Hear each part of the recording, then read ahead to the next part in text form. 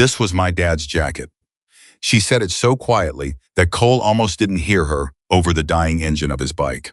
But those 5 words landed on him like a fist to the chest, because the jacket she was holding, cracked black leather, faded patches, a smell like old oil, and something older. He recognized it before she finished the sentence. His hands stopped moving. His breath stopped moving. The whole highway went silent around him, and the only thing he could do was stare at the Hells Angels patch sewn into the chest like a scar that had never healed. He knew that jacket. God help him, he knew it. If this story already has your heart pounding, you're in the right place. Subscribe to our channel and follow this story all the way to the end, and drop a comment telling us what city you're watching from. I want to see just how far this story travels. Cole Harrison had not planned to stop. He never planned anything anymore. That was the whole point of the ride. You put your helmet on, you let the road decide, and you didn't think about the years behind you or the ones still waiting ahead. He had been doing that for the better part of a decade, and it suited him fine. He was 43 years old, wide through the shoulders, quiet in a way that most people mistook for coldness, and he had long since stopped explaining the difference. It was a Tuesday afternoon in late August, which meant the highway outside Grover's Mill was mostly empty except for the heat that shimmered off the asphalt and made everything in the distance look like a hallucination. Cole had been riding since early morning. He wasn't going anywhere in particular. He was just moving, which was sometimes the only thing that made the silence inside his head bearable. He saw her from about a quarter-mile out, a figure standing on the shoulder of the road. Small, blonde, not waving, not signaling, just standing there. And even at that distance, something about the way she was holding herself made the hairs on the back of his neck stand up. He eased off the throttle without thinking about it. Habit. 20 years of riding taught you to read a road the way other people read faces. And this one was telling him something. She stepped out, not onto the shoulder, onto the highway, right into his lane. Arms at her sides, something dark clutched against her chest, and she did not flinch as he hit the brakes. Cole felt the rear tire slide, corrected it, brought the bike to a stop close enough that he could see her eyes clearly. They were blue, reddened around the edges.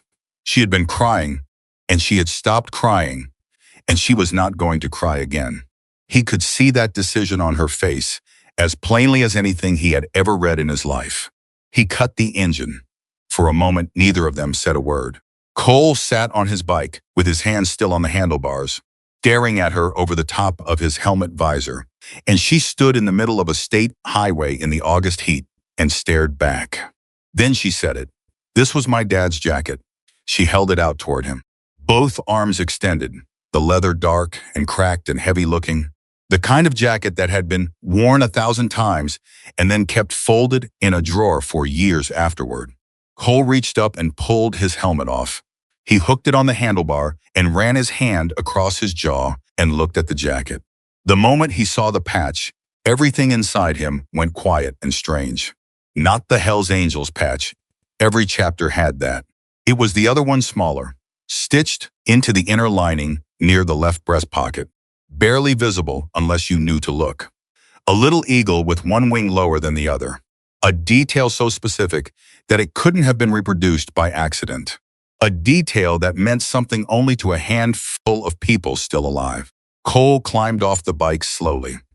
He stood in front of her, and she was watching his face with the intensity of someone who had rehearsed this moment 100 times and wasn't sure anymore what came next. "Where did you get this?" he asked. His voice came out lower than he intended. "He left it," she said. "When he left. It was the only thing." "Who's your father?" She swallowed. "Daniel Carter." Cole had not heard that name spoken out loud in 9 years. He took a breath that felt like it came from somewhere underground. Then he looked up and down the empty highway, looked back at her face, young, tired, carrying something she'd been carrying far too long, and he said the only thing that made sense. "Get off the road, come over here." She didn't argue. She walked to the shoulder with him, and he leaned against his bike with his arms crossed. And she stood in front of him, holding the jacket the way you hold something, that is both precious and unbearable. Like it might break you if you grip it too tight and destroy you if you let it go. You're his daughter, Cole said. It wasn't a question. Now that he was looking at her up close, he could see it. Around the eyes, mostly. Daniel had had the same expression, that particular combination of directness and exhaustion, like someone who had looked at too many hard truths too early in life. Emily, she said. Emily Carter. I'm 26. Cole did the math without wanting to. 26 meant she had been 17 when Daniel disappeared. Old enough to understand what was happening. Young enough that the damage would have settled in deep. You know who he was, she said. It was not a question either. She was watching his face the way she had probably learned to watch faces carefully. Reading everything, trusting nothing. I knew him, Cole said. Yeah, then you know he didn't just leave. Cole's jaw tightened. He looked down at the jacket. He reached out and touched the lapel, and his fingers found the inner patch by memory before his eyes did. Tell me what you know, he said. She shifted her weight, looked at him, made a decision. My mother told me he walked out, she said. That he woke up one morning and drove away and never came back. She told me that for 9 years. She had a whole story built around it. He was selfish. He was weak. He couldn't handle responsibility. She believed it. Or she made herself believe it. I'm not sure which. She paused. I believed it too. For a while. Because what else was I supposed to think? He was gone. The silence felt like an answer. But Cole said, but I found the jacket. She looked down at it in her arms.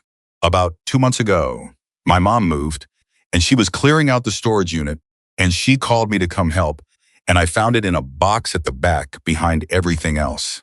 She didn't even remember she had it. And you recognized it. I remembered it, Emily said. I was little when he wore it, but I remembered it. The smell of it, the weight. He used to let me hold it when I was small, and I thought it was the heaviest thing in the world. She pressed her lips together.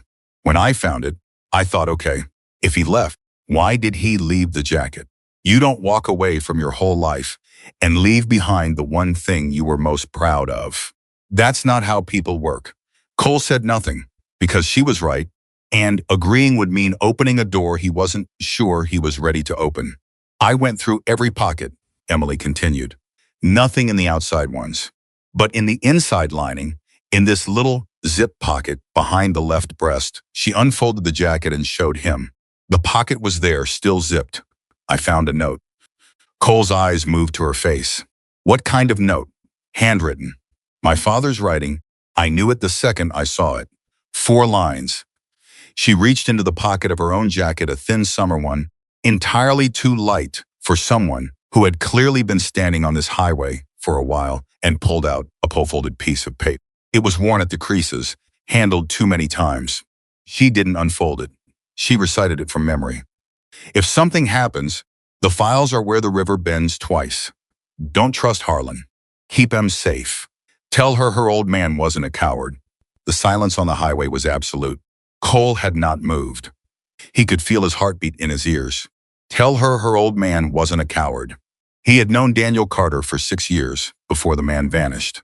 They hadn't been close in the way that most people use that word. They hadn't shared drinks at bars or spent holidays together. But they had ridden the same roads, stood in the same rooms for some of the most serious moments either of them had ever faced. And Cole knew, in the way you know things about men you have been tested alongside, that Daniel Carter was one of the most fundamentally decent human beings he had ever encountered, which was exactly why his disappearance had never made sense. Cole unfolded his arms. He took the note from her carefully, unfolded it himself, and read it. The handwriting was tight and controlled, the letters pressed hard into the paper. Someone writing under pressure, making sure it would last. Where did you get the jacket? Cole asked. Not your mother's storage unit. You came from somewhere. You were standing on this road like you were waiting for someone. Emily met his eyes. I drove 200 miles to find the Grover's Mill chapter, she said. I didn't know who else to go to. My father trusted these people once. I thought maybe someone would know something. But I got to the address I found online, and the place was closed up. And there was nobody there, and I was sitting in my car trying to figure out what to do next, and then I heard your bike." She stopped. "I didn't plan to step into the road," she said. I saw the jacket and I panicked that you'd be gone before I could stop you." Cole looked at her for a long moment. He looked at the jacket in her arms. He looked at the note in his hand and the 4 lines written there by a man who had been afraid and had written them anyway. Because he needed his daughter to know one true thing about him. "Get in your car," Cole said. "Follow me. Where are you taking me?" "Somewhere we can talk properly, and you can tell me everything from the beginning." He handed the note back to her. Every detail. Nothing is too small. She searched his face. Whatever she found there must have been enough, because she nodded. "You knew him," she said. Not a question. "Not anymore." "I knew him," Cole said. "And I'm going to need you to tell me everything you know before I can tell you everything I do." The place Cole brought her to was not a clubhouse or a bar. It was a diner. The kind that had been operating since the 1970s and hadn't changed significantly since then. Formica countertops, coffee that tasted like it had been on the burner since breakfast, a waitress named Dot who refilled without being asked and didn't linger. Cole had been coming here for years. Dot knew him by name and knew not to ask questions about the people he brought with him. Emily slid into the booth across from him and put the jacket on the seat beside her, like she was making sure it couldn't leave without her. She wrapped both hands around her coffee mug and looked at him. "How did you know my father?" she asked. "Through the chapter," Cole said. "Same as everyone else, but Daniel was different. He was one of the most careful people I ever met. Everything deliberate, nothing careless, which is why the way things ended never made sense to me." "What do you mean?" "How things ended." Cole measured his words. "When Daniel disappeared, the story that went around was that he'd had some kind of breakdown, got overwhelmed, left his family, dropped out of everything. People said he'd been under pressure for a long time, and it finally cracked him." Emily's expression didn't change, but her hands tightened around the mug. "Nobody questioned it?" she asked. "Some did," Cole said. Not loudly. There were circumstances. At the time, that made it complicated to push too hard. He paused. There was a man named Harlan. The change in her face was immediate. He watched her, recognized the name from her father's note. Watched the recognition become something harder. "Harlan Voss," she said. Cole went still. "You know him." "I looked up everything I could find about my father after I found the jacket," Emily said. Harlan Voss's name came up twice in connection with some property disputes around that time. "I didn't know if it was the same Harlan." "It is," Cole said. He turned his coffee mug in a slow circle on the table. Harlan Voss was a real estate developer. Had money, had connections, had a reputation for making problems go away. He was also, at that time, in the middle of a deal that would have displaced about 300 families from a stretch of housing east of town. Emily's eyes sharpened. "My father was looking into that?" "Your father was more than looking," Cole said. "From what I put together afterward, and I want to be clear, I didn't know the extent of it at the time. Daniel had been documenting Voss's operation for months. The displaced families, the payments to local officials, the way contracts were being structured to avoid oversight. He had built a file." Emily sat very still across from him. He could see her processing it, each piece landing, connecting to the next. "The note," she said. "The files are where the river bends twice." "I don't know where that is," Cole said. "But I believe those files exist. And I believe that if Daniel went to the trouble of hiding them and encoding the location in a note he sewed into a jacket, he intended for someone to find them eventually. He intended for me to find them," Emily said. Cole didn't argue with that. "He knew something was going to happen to him," she said. Her voice was steady, but barely. "He wrote that note because he was afraid, and he didn't know who to trust, and he couldn't warn anyone directly. So he put it somewhere he thought I might someday find it." "That's my read," Cole said. He didn't walk away. Her voice dropped. "Not grief exactly, something beyond grief, something that had been waiting in a quieter place. He knew he was in danger, and he was trying to protect me by staying away. And he was trying to leave me something. Evidence. A way to finish what he started. Cole said nothing. He let that land the way it needed to. After a moment, Emily picked up the jacket and held it in both hands, running her thumb along the worn lapel. She was not crying. Cole had the sense that she had made a decision somewhere in the last 2 months not to cry about this until she understood it fully. And that decision was still holding. The note says, "Don't trust Harlan," she said. "Is Voss still operating?" Cole's expression shifted. He retired about 4 years ago, officially. His company was absorbed into a larger development firm, but his people are still around. His money is still around. And if those files exist, and they say what I think they say, there are people alive today who have a very strong interest in making sure they're never found. Then we have to find them first, Emily said. Cole looked at her across the table. 26 years old, sitting in a diner on a Tuesday afternoon with her dead father's jacket in her hands, telling him they needed to find 9-year-old evidence that powerful people had buried. He should have said no. He should have told her it was too complicated, too dangerous, too far gone. He should have said he was sorry about her father and wished her luck and walked back out to his bike. He didn't say any of that. "There's a man I need to call," he said.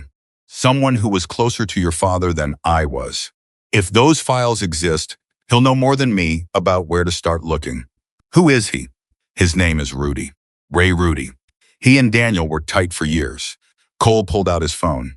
"I have to warn you, Rudy is not easy. He doesn't trust people quickly, and he doesn't explain himself. But if he agrees to talk to you, listen to everything he says. And if he doesn't agree to talk to me," Cole looked at her steadily, "then I'll figure out something else." He dialed. The phone rang 4 times. Cole had not called this number in almost 2 years. On the 5th ring, a voice answered. Rough, cautious. "Yeah, it's Cole. I'm in Grover's Mill. I need to meet." A pause. "I'm sitting with Daniel Carter's daughter." The silence on the other end of the line lasted long enough that Cole checked the screen to see if the call had dropped. "How old is she?" Rudy said finally. 26. Another pause. "She found the jacket." It wasn't a question. "She found the jacket," Cole confirmed. Something shifted in the quality of the silence. Cole could hear Rudy breathing on the other end of the line, steady and slow, and he could practically feel the man working through years of calculation, weighing silence against speech, caution against conscience. "Tell her to stay close to you," Rudy said. "Don't take her anywhere public until we talk." And Cole, "Yeah, this is going to be bigger than you think it is." The line went quiet. Cole put the phone down. Across the table, Emily was watching him with those steady, exhausted Daniel Carter eyes. "He's coming?" she asked. "He's coming," Cole said. "Tonight." "What did he mean?" "Bigger than you think." Cole looked at the jacket lying on the seat beside her. The old leather, the patch, the 9 years of silence that had been covering something real. "I don't know yet," he said, "but I'm going to find out." He meant it. He felt it settle into him the way decisions settle when they're real ones, not as an impulse or a sentiment, but as a fact. He was in this now.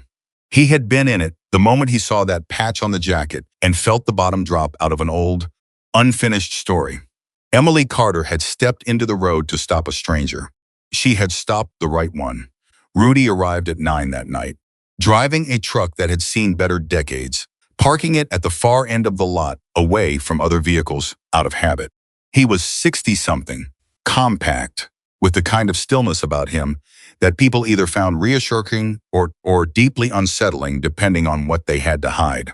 He sat down at the booth and looked at Emily for a long time, without speaking. She looked back. "You're Daniel's girl," he said finally. "I am," she said. "I knew your father for 11 years. He said it without sentiment. The way you state a fact you've been living with long enough that it no longer requires feeling to express. He was the most honest man I ever met in an organization that doesn't always reward honesty." Emily put both hands flat on the table. "What happened to him?" Rudy glanced at Cole. Cole gave him nothing, which was deliberate. This was Emily's conversation. "How much do you know?" Rudy asked her. "I know he was investigating Harlan Voss. I know he built a file. I know he hid a note in his jacket telling someone where the files were and warning them not to trust Voss. I know he disappeared 9 years ago and was never found. She kept her voice level. I know my mother spent 9 years believing he abandoned us. I know I spent part of those 9 years believing it too. Something moved across Rudy's face. Brief, carefully controlled. He never would have abandoned you, he said. That I can tell you with absolute certainty. Then tell me what happened to him. Rudy was quiet for a moment. Cole watched him make the decision. Your father came to me 6 weeks before he disappeared, Rudy said. He told me he had been building a case against Voss for 18 months. Voss had been running a displacement scheme using fabricated code violations, targeted harassment, corrupt inspectors to force low-income families out of their homes, properties he wanted to develop. He'd done it to dozens of families by the time Daniel started documenting it. He was going to expose it, Emily said. He was ready to go to the feds, Rudy said. He had documents, records of payments, names, the kind of evidence that doesn't disappear easily. He wanted to hand it over and be done with it. He was trying to protect the families first. He was always thinking about the families. Emily's jaw was tight, but something stopped him. Voss found out, Rudy said simply. Daniel didn't know exactly how a leak somewhere, someone who talked. But about 2 weeks before he disappeared, he told me that Voss's people had made contact, not directly, but through channels that made the message clear. What was the message? That if Daniel handed over those files, people close to him would pay the price. Rudy paused. You specifically were mentioned, your mother. He was told that if the documents saw daylight, his family would be destroyed. Not physically, financially, reputationally. These were people with the resources to make lives very difficult in ways that are hard to prove and impossible to defend against. Emily stared at him. So he made a deal, she said. Her voice had gone very quiet. Not a deal, Rudy said. He bought time. He told them he'd destroy the files, gave them enough to believe it, and then he made arrangements. He hid them, Emily said. The note in the jacket. He came to me, Rudy said. He told me if anything happened to him, the files would surface on their own, that he'd set it up so that someone who loved him would eventually find what he'd left. He said he didn't want to put me in the position of knowing too much, but he needed someone to know that the plan existed. And then he disappeared, Emily said. And then he disappeared, Rudy said. He said it the way you say something you have said only in your own head for 9 years. I don't know what happened. I don't know if he was taken, if he ran, if something else entirely. I spent 2 years trying to find out and hit nothing but walls. He looked at the jacket. But I know he sent the jacket to your mother before he went, which means he knew something was coming and he made sure the one thing that mattered most to him was safe. Emily pressed her hands harder against the table. She was not going to cry. She had made that decision, and it was holding, but only barely. He sent the jacket to my mother, she said. Yes, she told me it was the only thing he left behind. She made it sound like he grabbed what he needed and left the rest. But he sent it. She paused. He sent it to her because he knew I would find it someday. Because he knew I was the kind of person who wouldn't stop. Rudy looked at her steadily. He knew exactly what kind of person you were, he said. He talked about you all the time. He said you got all the best parts of both of them and none of the fear. The table went very quiet. Cole watched Emily absorb that. He watched something move through her, not breaking exactly, but shifting, settling into a different shape, like a structure that has been built around a wrong assumption and is finally allowed to correct itself. Her father had known her, had thought about her, had spoken about her with pride, had built his final desperate plan around his faith in who she would become. She looked at Cole. The river that bends twice, she said. We need to find it. Cole leaned forward. Do you have any connection to the area where your fathers used to operate? Anywhere he took you, anywhere he talked about? Emily thought. Her brow furrowed. She was searching something inside herself, going back years. Then it stopped. He used to take me fishing, she said slowly. When I was small, before things got hard, there was a place he loved. He called it the Double Bend. He said it was where the river forgot itself and had to start over twice. She looked up. Cole and Rudy were both looking at her. The double bend, Rudy said. I don't know exactly where it is, Emily said. But I remember the drive. I remember the direction, roughly. I was 9 or 10 years old, but I remember the way he looked when we got there. Like it was the one place in the world where he could breathe. Cole pushed back from the table. Tell me everything you remember about the drive, he said. Every turn, every landmark, every feeling. Emily nodded. She opened her mouth and the real search began. Emily talked for 2 hours. She didn't ramble. She didn't circle back or get lost in emotion. She talked the way someone talks when they have been storing information for a very long time and have finally found a place, just to put it down as carefully, with the kind of precision that comes from having replayed the same memories so many times that found it every detail has been worn smooth and clean. Cole listened without interrupting. Rudy had a small notebook out, the kind with a spiral binding and a cracked cover that looked like it had been through more than a few serious conversations. He wrote things down in a cramped, careful hand and didn't ask questions until Emily paused on her own. The drive to the fishing spot, what Daniel had called the double bend, had taken about 40 minutes from their house, which had been on the east side of Grover's Mill. Emily remembered that they always went north first. She remembered a grain elevator on the left side of the road about 10 minutes in, a tall white structure that she used to watch until it disappeared behind them. She remembered crossing a bridge over water, and then a second bridge over what her father told her was a different branch of the same river. And she remembered that after the second bridge, he would turn off the main road onto something unpaved, and they would drive another few minutes through what felt like nothing, and then they would stop.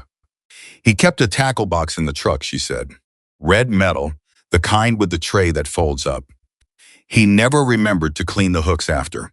My mother hated that. She paused. I haven't thought about that tackle box in 15 years. What else? Cole said. There was a tree, she said, struck by lightning at some point, years before we ever found it. Half of it was dead and the other half was still growing. He thought that was remarkable. He used to point at it every time, like I might have forgotten it since the last visit. She stopped. He said some things just refused to quit. Rudy stopped writing. Cole looked at the table. Emily looked at neither of them. She was somewhere else for a moment, 10 years old, standing beside a river with her father, while he pointed at a split tree and said something she hadn't understood then but understood now with a force that nearly took her breath away. She cleared her throat. I think I could find it, she said. If I drove the roads, I think my body would remember, even if the details don't come back completely. Then we drive the roads, Cole said. Rudy closed his notebook. Before we do anything, there are 2 things that need to happen. He looked at Cole first. I need you to make some calls tonight. There are people in the chapter who knew Daniel and who've been waiting for something like this without knowing they were waiting. If we're going to do this, we don't do it the way civilians do it. We do it right. Who do you want? Cole asked Briggs. And tell her if he's available. Cole nodded once. Rudy turned to Emily. And you, he said. I need to know everything that happened between you finding that jacket and you standing on that highway today. Every conversation. Anyone you told. Anyone who might have seen you with it. Emily frowned slightly. Why? Because if your father's name is still attached to anything Voss wanted buried, Rudy said, with the directness of someone who didn't believe in softening necessary information. And if anyone in Voss's network is still paying attention, then a 26-year-old woman suddenly appearing and asking questions about Daniel Carter is not an invisible event. People notice. And I'd like to know who's had the opportunity to notice before we start digging. The air at the table changed. Emily sat a little straighter. I didn't tell anyone, she said. My mother doesn't know I came here. I didn't post anything. Didn't call anyone from my father's past. I found the jacket. I found the note. I spent 3 weeks doing research quietly. And then I drove here alone. You told no one, Rudy said. No one, she said. Then she stopped. Her expression shifted by a fraction. My landlord saw me with the jacket, she said slowly. I was carrying it out to my car the morning I left. He asked if I was going somewhere. I said I was visiting family. That's nothing, Cole said. Is it? Rudy said. He wasn't trying to frighten her. He was simply being thorough in the way that 9 years of dead ends had made him thorough. He turned back to Cole. Make the calls. We meet tomorrow morning, early, and tonight, she doesn't stay alone. Emily looked at Rudy with a steadiness that clearly surprised him. I've been taking care of myself for a long time, she said. I know you have, Rudy said. I'm not questioning your capability. I'm telling you that the situation has changed. Now that you're asking questions out loud, and caution isn't weakness. It's what your father would have wanted. The word father landed differently now than it had 2 hours ago. Emily picked up the jacket from the seat beside her. She folded it across her lap with both hands, smoothing the leather the way you smooth something you're not ready to let go of. All right, she said quietly. Cole made the calls from the parking lot, while Rudy sat with Emily inside. Briggs answered immediately, which meant he'd been awake, which meant something was already on his mind. Cole kept it short. Daniel Carter's daughter, the jacket, the files, tomorrow morning. Briggs said 2 words, I'm there. Teller took longer to answer and longer to commit, asking more questions than Cole wanted to answer on the phone, but eventually settled into the same answer, he'd be there. Cole stood alone for a moment after he put the phone away. The August heat had dropped to something bearable, and the lot was quiet, and he had the strange sensation of standing at the edge of something without being able to see the bottom. He had known on some level that Daniel's story wasn't finished.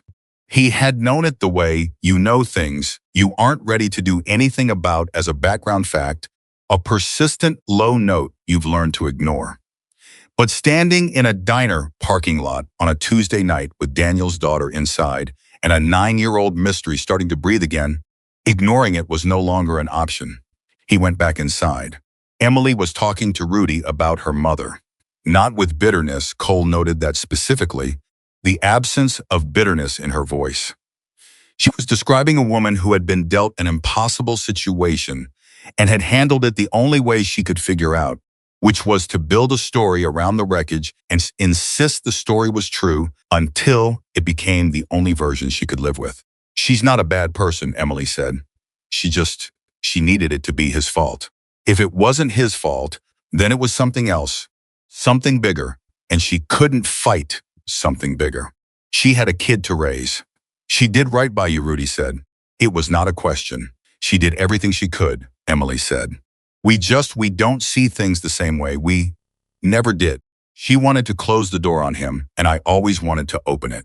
She paused. When I found the jacket, I didn't tell her what I was doing because I knew she'd ask me to stop, and I couldn't stop. Not once I read that note. Rudy looked at her with something that was not quite softness, but was adjacent to it. He was right about you, he said quietly. Emily's chin came up slightly. He was right about what? Rudy glanced at Cole briefly, then back at her. He told me, once this was maybe a year before everything happened, he said, my daughter is going to be the kind of woman who finishes things.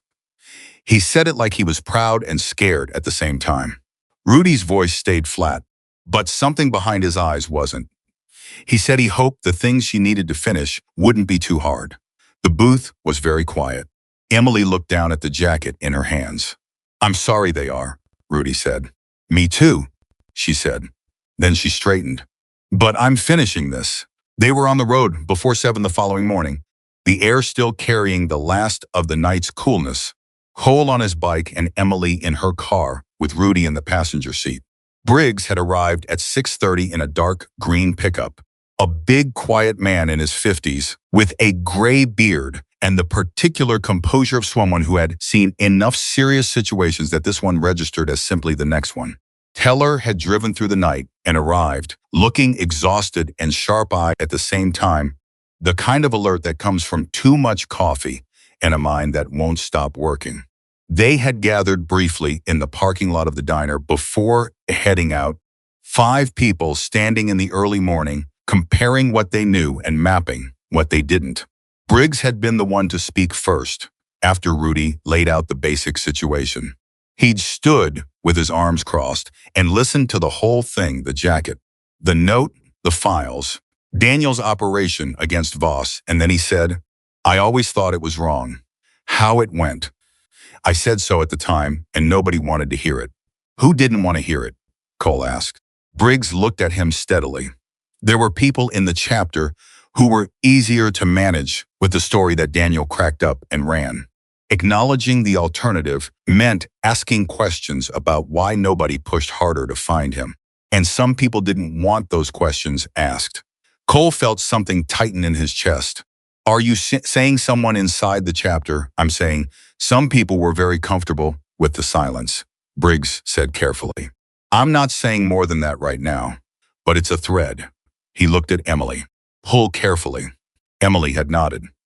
She was past the point of being frightened by complexity. She had crossed into the territory on the other side of fear, the place where you are simply resolved. Teller had said very little in that parking lot, but when they were getting into their vehicles, he caught Cole's arm, briefly, and said in a low voice, Harlan Voss has a nephew, Owen Voss. He's been active in local development for the last 3 years, picking up where his uncle left off. If those files surface, Owen Voss has as much to lose as Harlan ever did. Cole had filed that away and said nothing about it yet to Emily. There were pieces of this that needed to be understood before they could be shared.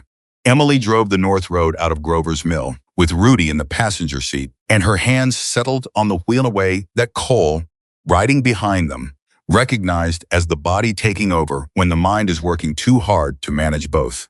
She drove with the particular focus of someone trying to find something in the past that they can only locate through physical memory.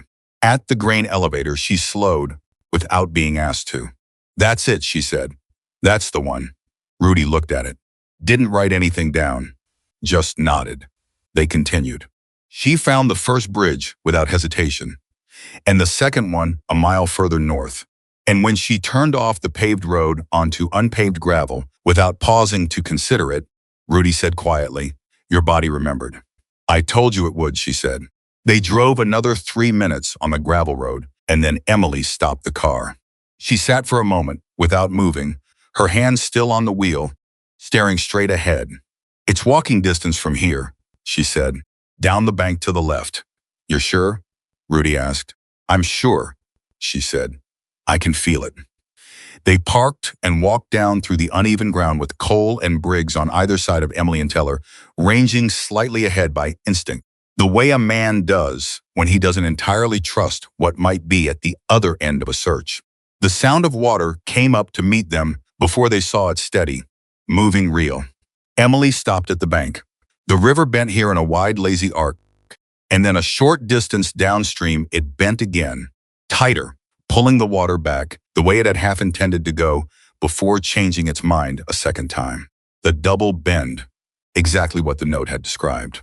Emily stood at the edge of the first bend and looked downstream toward the second one.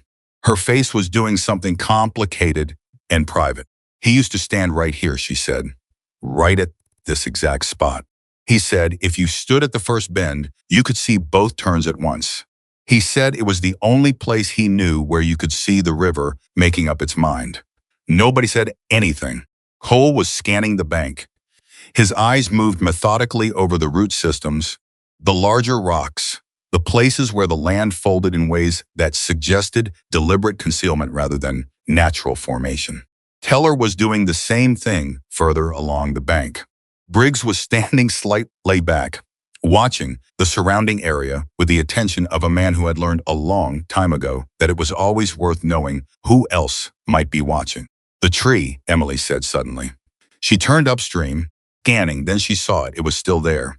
Half dead, half growing, split down the middle by some long ego lightning strike, but stubbornly, defiantly alive on one side. Exactly as she had described it the night before. Exactly as Daniel had pointed to it, year after year, saying some things just refused to quit. Emily walked toward it. Cole followed. She stood at the base of the tree and put her hand flat against the living side of the trunk. She stayed that way for a moment, not dramatic, not performative, just present, just touching something her father had touched. Standing where he had stood, completing some circuit she hadn't known was open. Then she looked down. The root system of the split tree was enormous. The roots thick and gnarled and half exposed from years of bank erosion. Several of them formed a kind of natural cavity close to the ground, a hollow where the roots arched away from the soil, deep enough to be invisible unless you were looking for it. She crouched down. She reached into the hollow. Her fingers found it. "Cole," she said. Her voice was completely level. That was how he knew it was serious. He crouched beside her. Inside the hollow, wrapped in what had once been a heavy waterproof bag, and then wrapped again in what appeared to be layers of sealed plastic sheeting, was a package. Substantial. Solid. The kind of package that had been put together by someone who intended it to survive years of weather and heat and cold and wet. Emily pulled it free and held it in both hands. Rudy had come up behind them. He looked at the package in Emily's hands and let out a long breath that had clearly been waiting somewhere for a long time. 9 years, he said. 9 years, she said. She looked at Cole. "We open it here?" Cole looked around. Briggs was at the perimeter. Teller was watchful. They were as alone as they were going to get. "Open it," he said. Emily broke the outer seal carefully. Then the inner wrapping.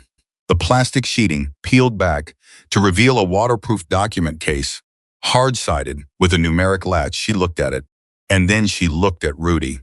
"Did he ever tell you a combination?" she asked. Rudy shook his head. "He told me the package existed. Nothing about how to open it." Emily looked at the case. She thought. Cole could see her thinking, not panicking, not cycling through random numbers, but genuinely working it through. "What's your birthday?" Cole asked. "April 14th, she said. 1999. She paused. 414, she tried it. "Nothing. My mother's birthday?" she murmured. She tried that. Nothing. She sat back slightly, thought harder. Her eyes went somewhere interior. "He used to say I was the best thing that ever happened to him," she said quietly. "He used to say that the day I was born was the day he understood what anything was for." She was talking half to herself. "He would have used something about me, something he'd remember without having to write down, something that lived in him." She thought for another moment. Then she entered 4 digits, slowly, like she wasn't sure she was right. The latch clicked open. Nobody moved for a second. "What did you use?" Teller asked from behind her. "The year I started walking," she said. "He told me once it was the happiest year of his life." She lifted the lid. He always remembered it because he said, "Watching me take my first steps was the moment he stopped being afraid of anything." Inside the case, in neat stacks held by rubber bands that had dried but not disintegrated, were documents, photographs, a small hard drive in a padded sleeve, printed records, handwritten notes, what appeared to be copies of official documents with specific sections marked. Daniel Carter's work. 18 months of careful, deliberate, dangerous work, preserved and sealed, and hidden for the daughter he had believed in, enough to leave it for. Emily stared at it. She didn't touch it yet. She just looked at it, the way you look at something when the reality of it is still catching up to the fact of it. "He built a whole case," she said. "He built a whole case," Rudy said. Cole reached over and picked up the top document carefully, holding it by the edge. He scanned the first page. His expression didn't change on the surface, but Emily was watching him closely enough to see the shift underneath it, the slight tightening around the eyes, the way his jaw set differently. "What is it?" she asked. Cole lowered the document. He looked at Rudy first, briefly, and what passed between them was enough to make Rudy's chin come down half an inch. Then he looked at Emily. "Your father's files don't just document the displacement scheme," Cole said. His voice was measured and deliberate. "There are names in here. Officials, inspectors. And there's at least one name that shouldn't be where it is." "What name?" Cole paused, not hesitating, measuring. "Marcus Hale," he said. Teller made a sound behind them. Not quite a word. Emily looked back at him and found him staring at the document in Cole's hand with an expression that had gone completely flat. "Who is Marcus Hale?" she asked. "He was an investigator," Cole said. "Local. He was hired by the chapter to look into your father's disappearance back when it happened." Emily's brain processed that for exactly 3 seconds. "He was working for the people who made my father disappear." she said. That's what this appears to show, Cole said. Your father had documentation on Hale going back months before he vanished. Payments, communications. Hale was feeding information to Voss's people while officially being hired to find Daniel. The river ran on beside them, indifferent and steady. Emily looked at the documents in the case, and then she looked at the space around them, the bank, the trees, the roads they had taken to get here, and Cole could see her recalculating. Every assumption shifting. He built this in case he didn't make it, she said. He knew there was someone on the inside. He couldn't go to the chapter because he didn't know who to trust. He couldn't go to local law enforcement because Hale was connected to them. So he built the case and he hid it, and he trusted that I would be the one to find it. He trusted that you wouldn't stop, Rudy said. Emily closed the case. She held it in both hands.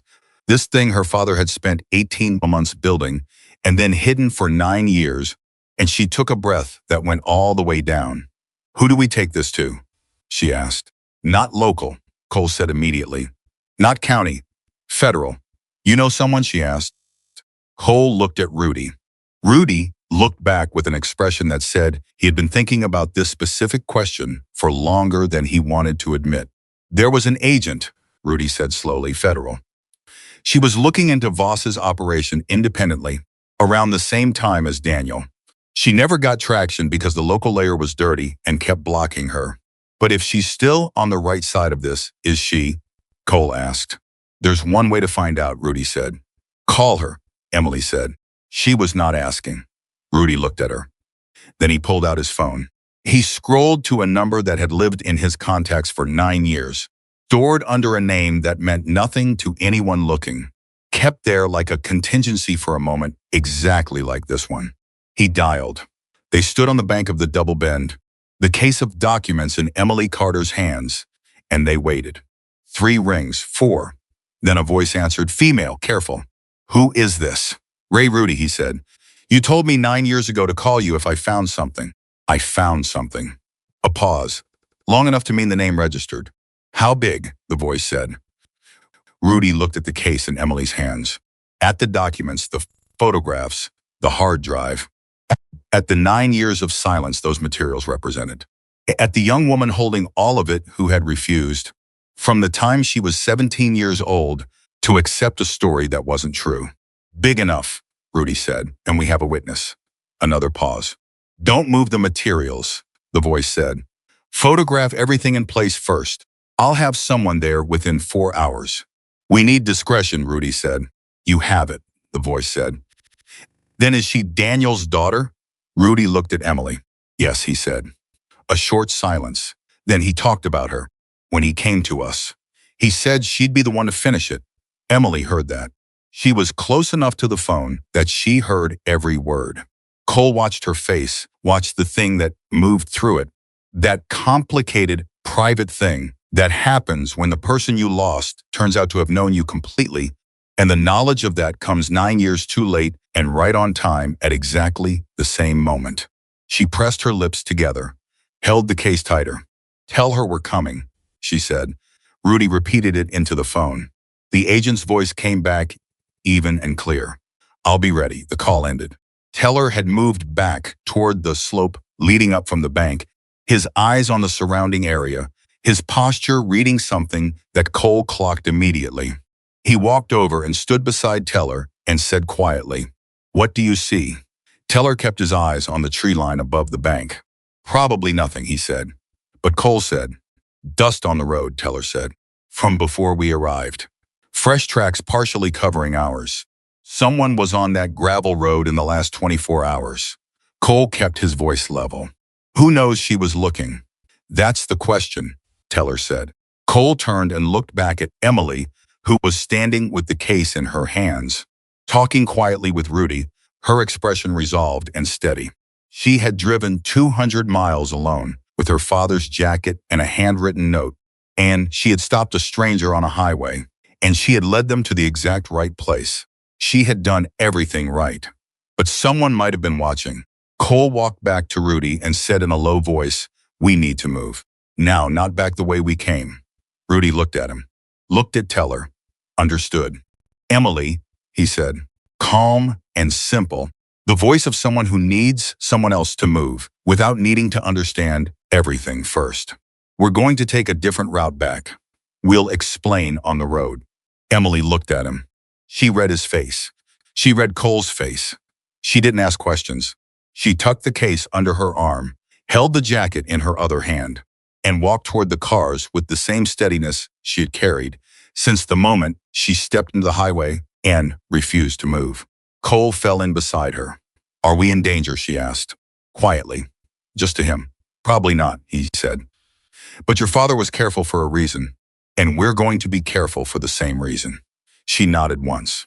Then he would have done the same thing. Yeah, Cole said. He would have. They reached the vehicles. Briggs already had his engine running. Teller was covering the rear.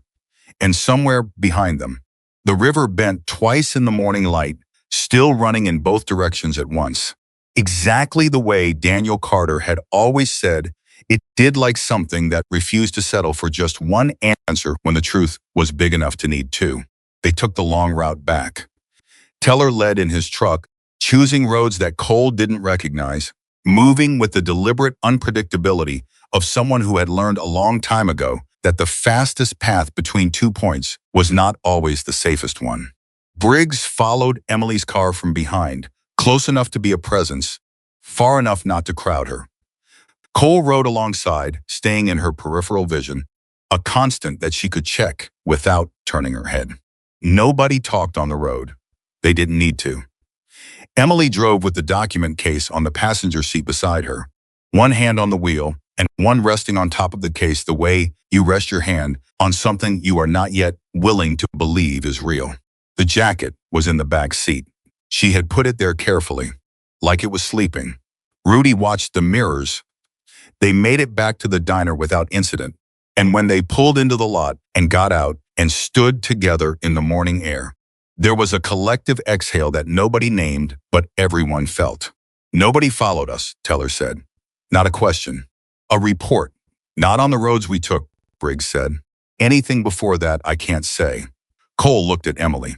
She was steady on her feet, case in hand, but he could see the tiredness starting to show at the edges. She hadn't slept more than a few hours. She had driven 200 miles, stood on a riverbank, opened a 9-year-old case built by a man she had spent half her life grieving. Whatever was keeping her upright was something internal and formidable and probably had its limits. Come inside, he said. We go through the documents before the agent gets here. I want to understand what we're handing over before we hand it over. Emily didn't argue. They took the same booth as the night before.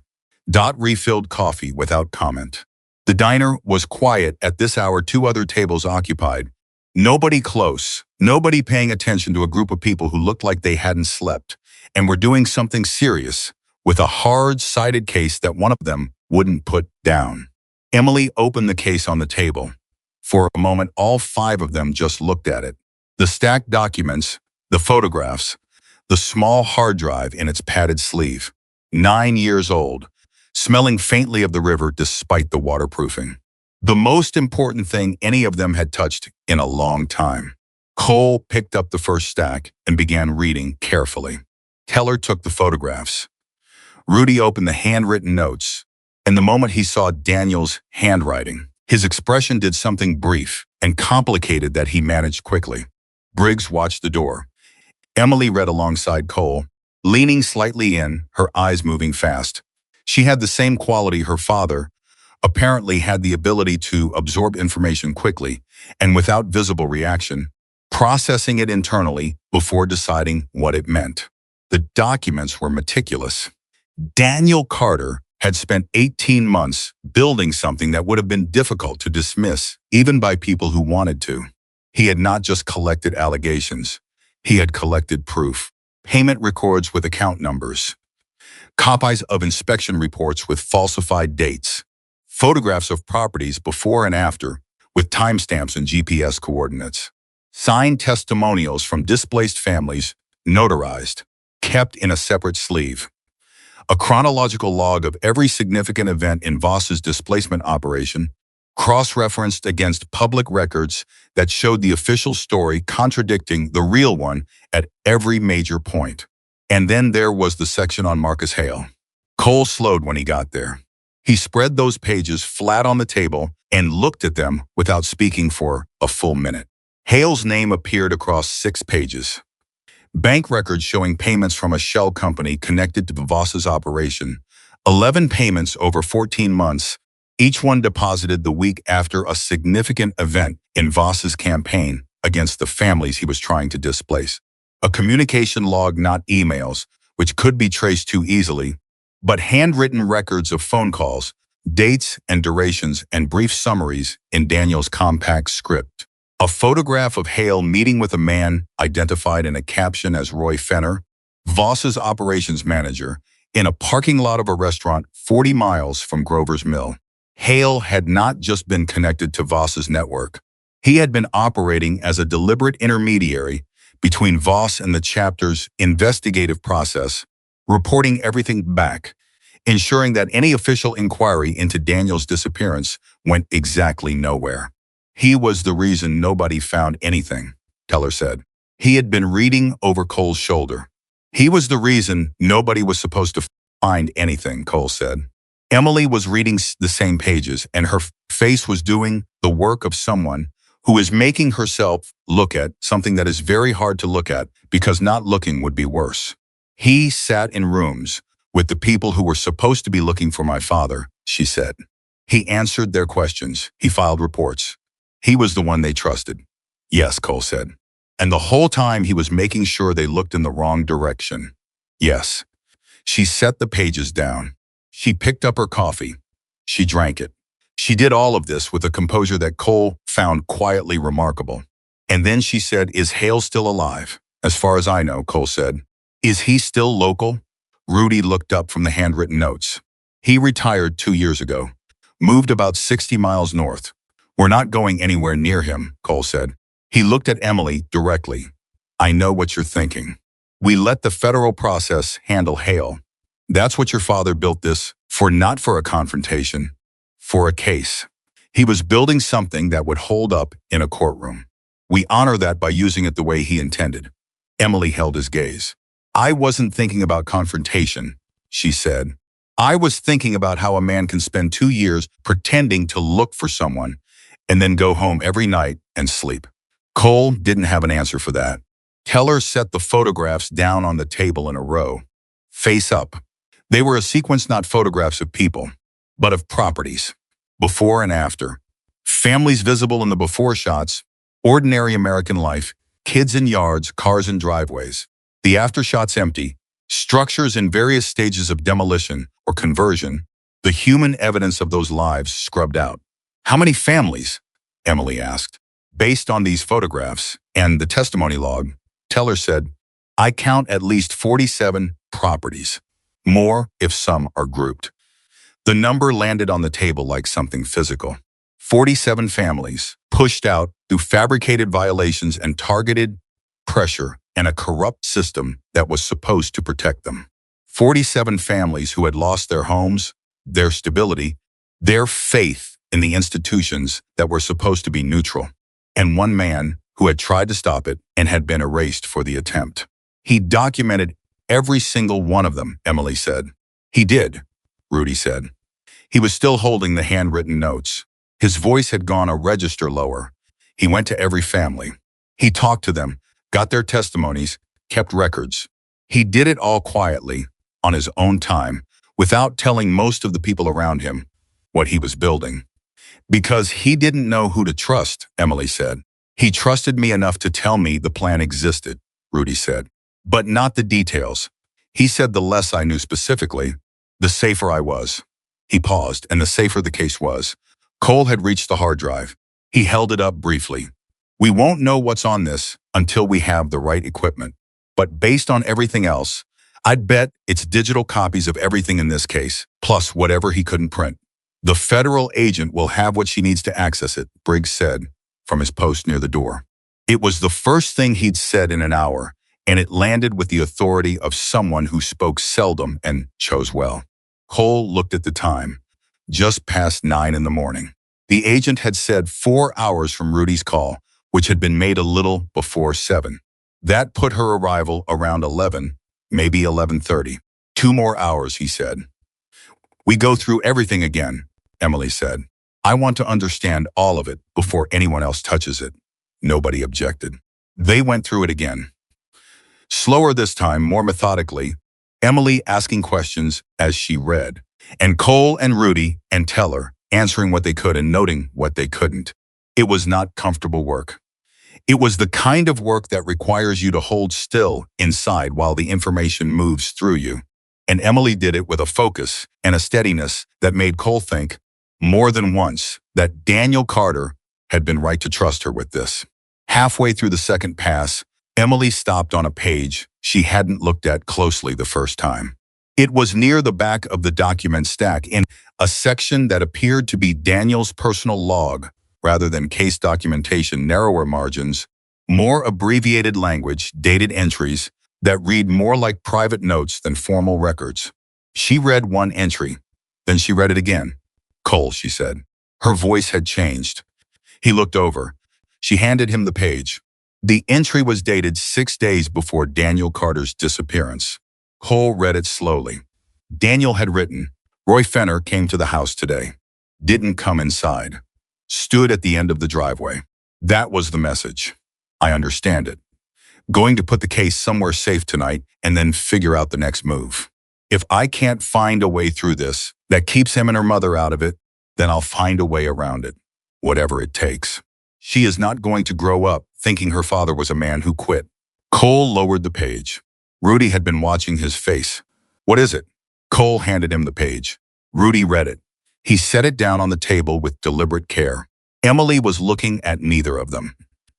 She was looking at the middle distance, at something that wasn't in the room.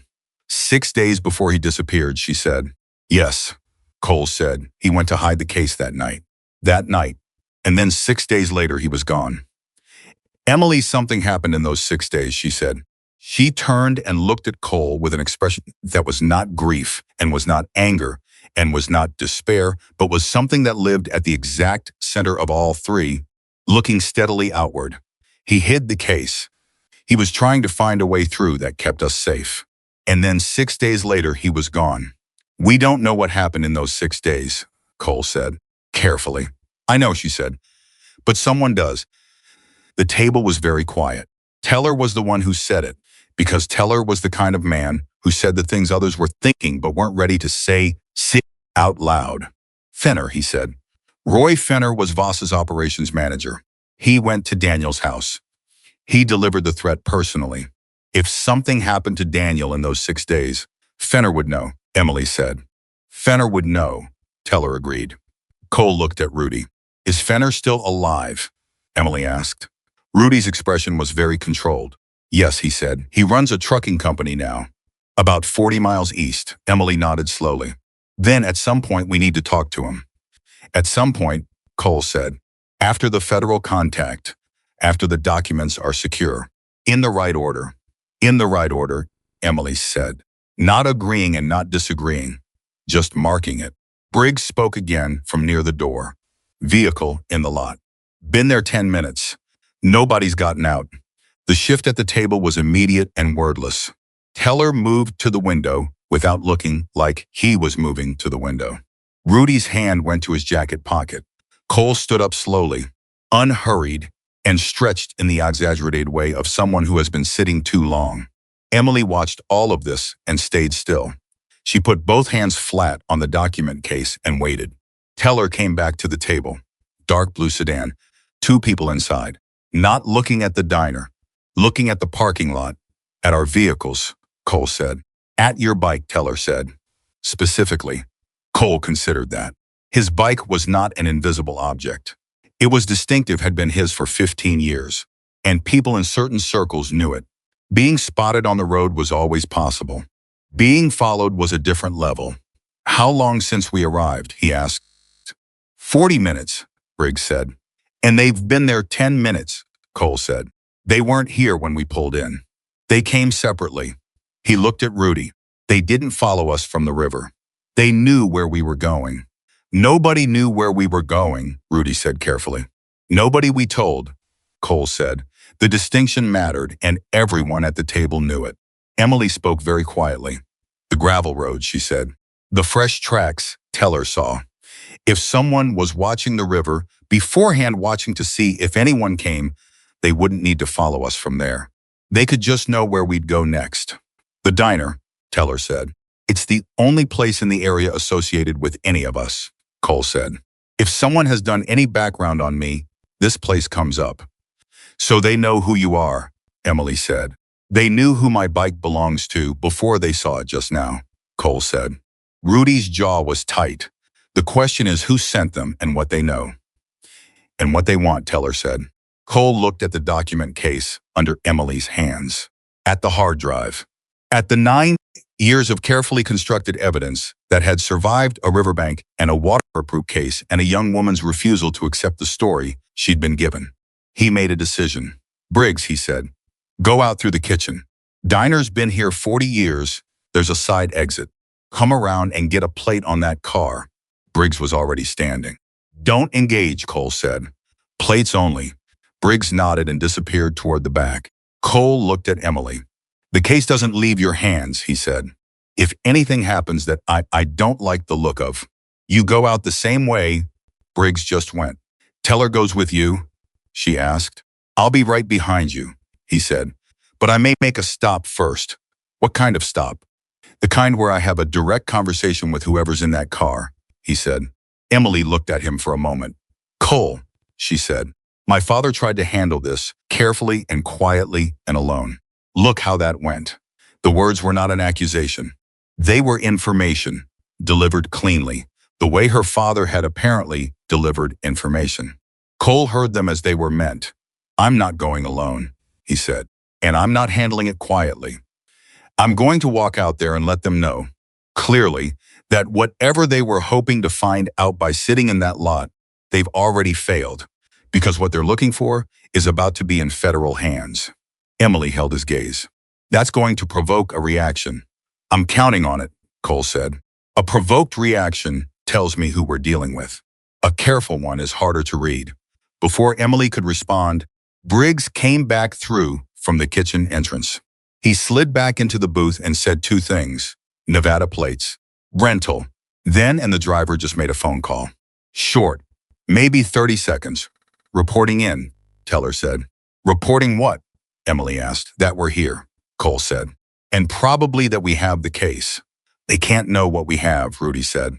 They know we went to the river, Cole said. And they know we came back with something we didn't have before. That's enough for whoever's on the other end of that phone call to start making decisions. The timeline had just compressed by about 2 hours. Cole pulled out his phone and called the number Rudy had dialed that morning. It rang once. It's Cole Harrison, he said when the agent answered. We have a complication. How far out are you? A pause. The sound of road noise on the other end. 90 minutes. We may not have 90 minutes, Cole said. There's a surveillance vehicle in the parking lot of our current location. Nevada plates rental. Someone knows we recovered the materials. Another pause. Shorter. Don't move the materials. Stay where you are. I'm sending local support ahead of me 20 minutes, maybe 30. Can you hold your position? Cole looked at the table, at Rudy's steady eyes, at Teller's flat readiness, at Briggs, who had positioned himself in the seat that gave him the clearest sightline to the front door, at Emily, who was sitting with both hands on the document case, meeting his gaze without flinching. We can hold it, he said. I need you to understand something, the agent said. Her voice was level and clear. The materials you're holding are potentially the most significant evidence in a 9-year federal obstruction matter. There are people who have been waiting for those to surface so they can be destroyed. They will not do anything in a public place in broad daylight with witnesses. That's not how this operation works. I know how it works, Cole said. Then you know the car in your lot is not a threat right now. It's information gathering. The threat comes later when they have a plan, which is why I need those materials in federal custody before it later arrives. Understood, Cole said. We'll hold. He ended the call and looked at the table. 20 to 30 minutes for local support, he said. Then we transfer custody of the materials. Then we wait for the agent and we tell her everything we know, including Hale, Rudy said. Especially Hale, Cole said. Emily had not moved her hands from the case. She was looking at it, and Cole could see her making peace with something, the letting go that had to come, the transfer of everything her father had built from her hands to the official process he had built it for. He wanted this to be used, she said, half to herself. He built it to be used, Cole confirmed. She nodded. Just once. Then we use it. The 23 minutes that followed were the longest Cole had sat through in a while. The car in the lot didn't move. Its occupants didn't get out. The diner stayed quiet.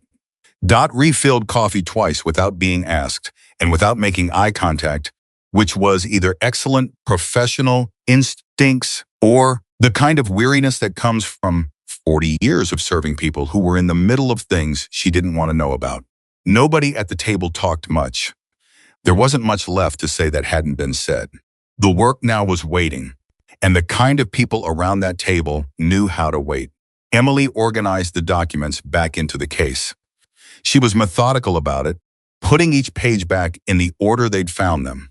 The photographs in their envelope, the hard drive in its sleeve. She did it the way she did most things, with her whole attention and without unnecessary motion. When she latched the case closed, she kept one page out. The last entry from Daniel's personal log, 6 days before he disappeared. She folded it once and put it in the inside pocket of her own jacket, next to her heart, without explaining it to anyone. Nobody asked her to.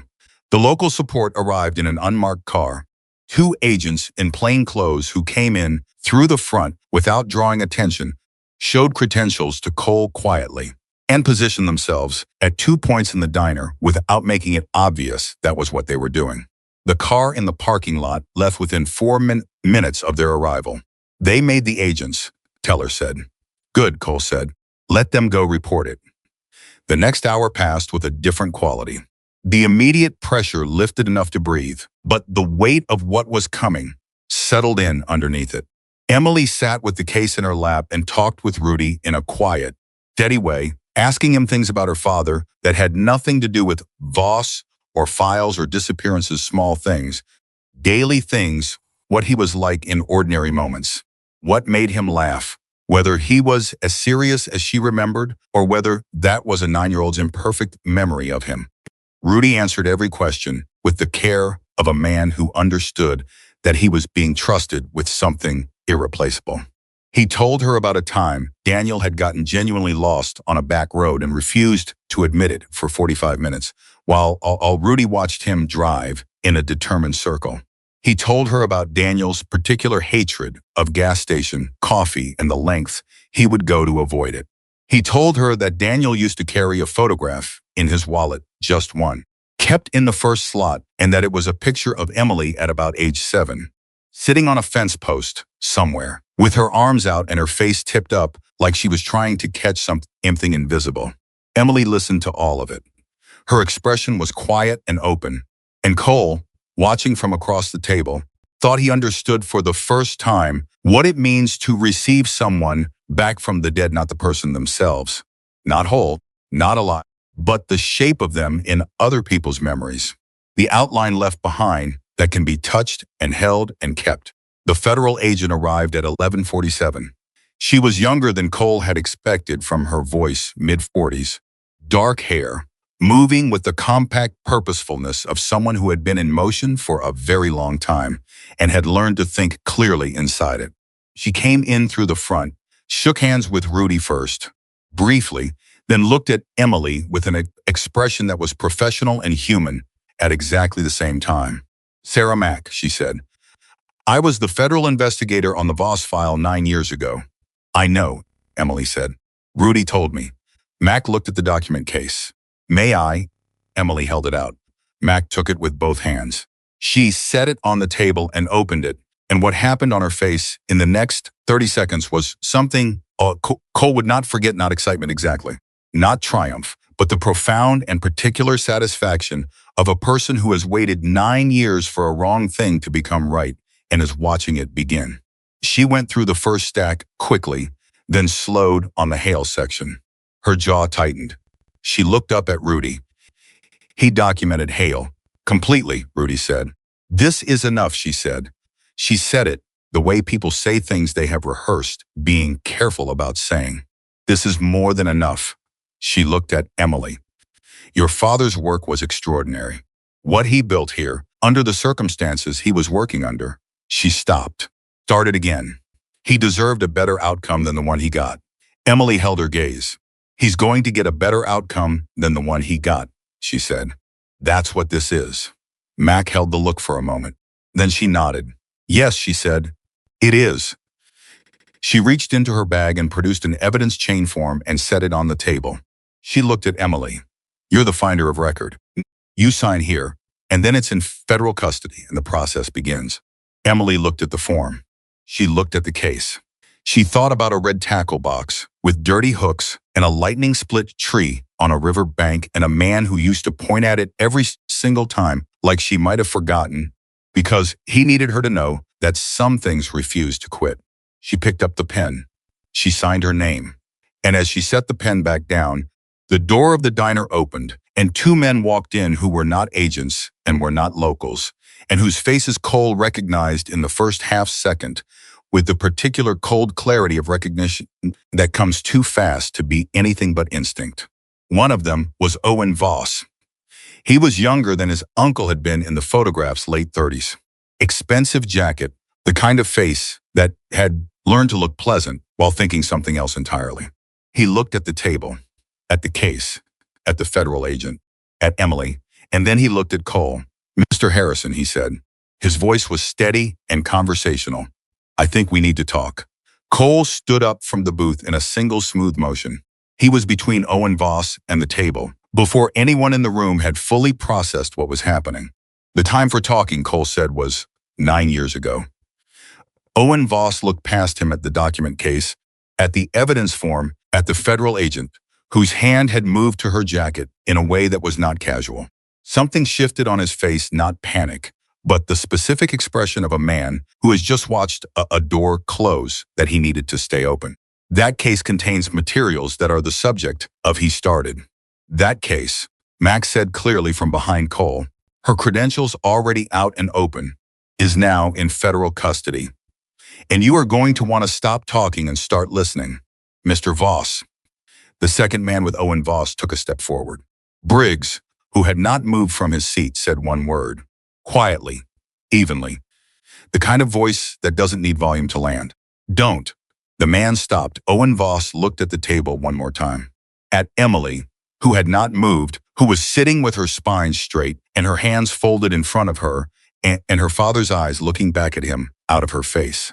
This isn't over, he said. Emily looked at him across the diner on a Wednesday morning in August with 9 years of someone else's silence between them and everything her father had built, now in the right hands. And she said very quietly, You're wrong about that. Owen Voss didn't leave quietly. He stood in the doorway of the diner for another 10 seconds after Emily's words landed, long enough to make it clear that he was choosing to leave rather than being removed, which was the kind of distinction that mattered to men like him.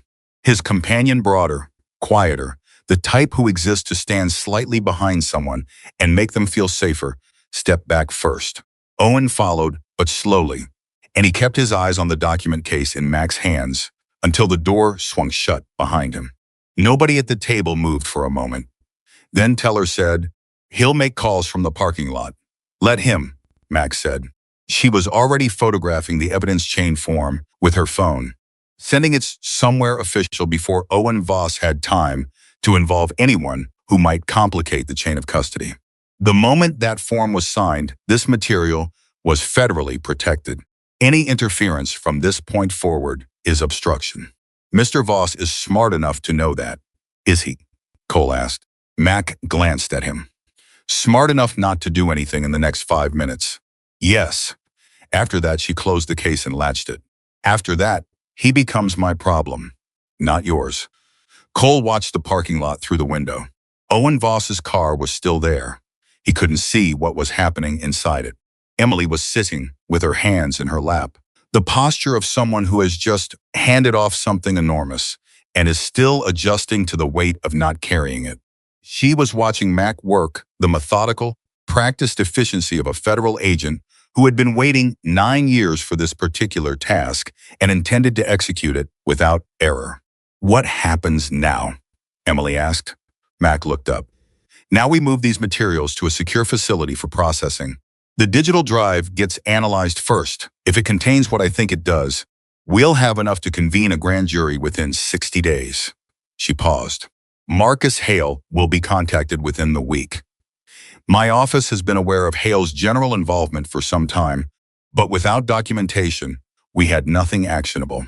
Your father's files changed that significantly." "And Owen Voss?" Emily asked.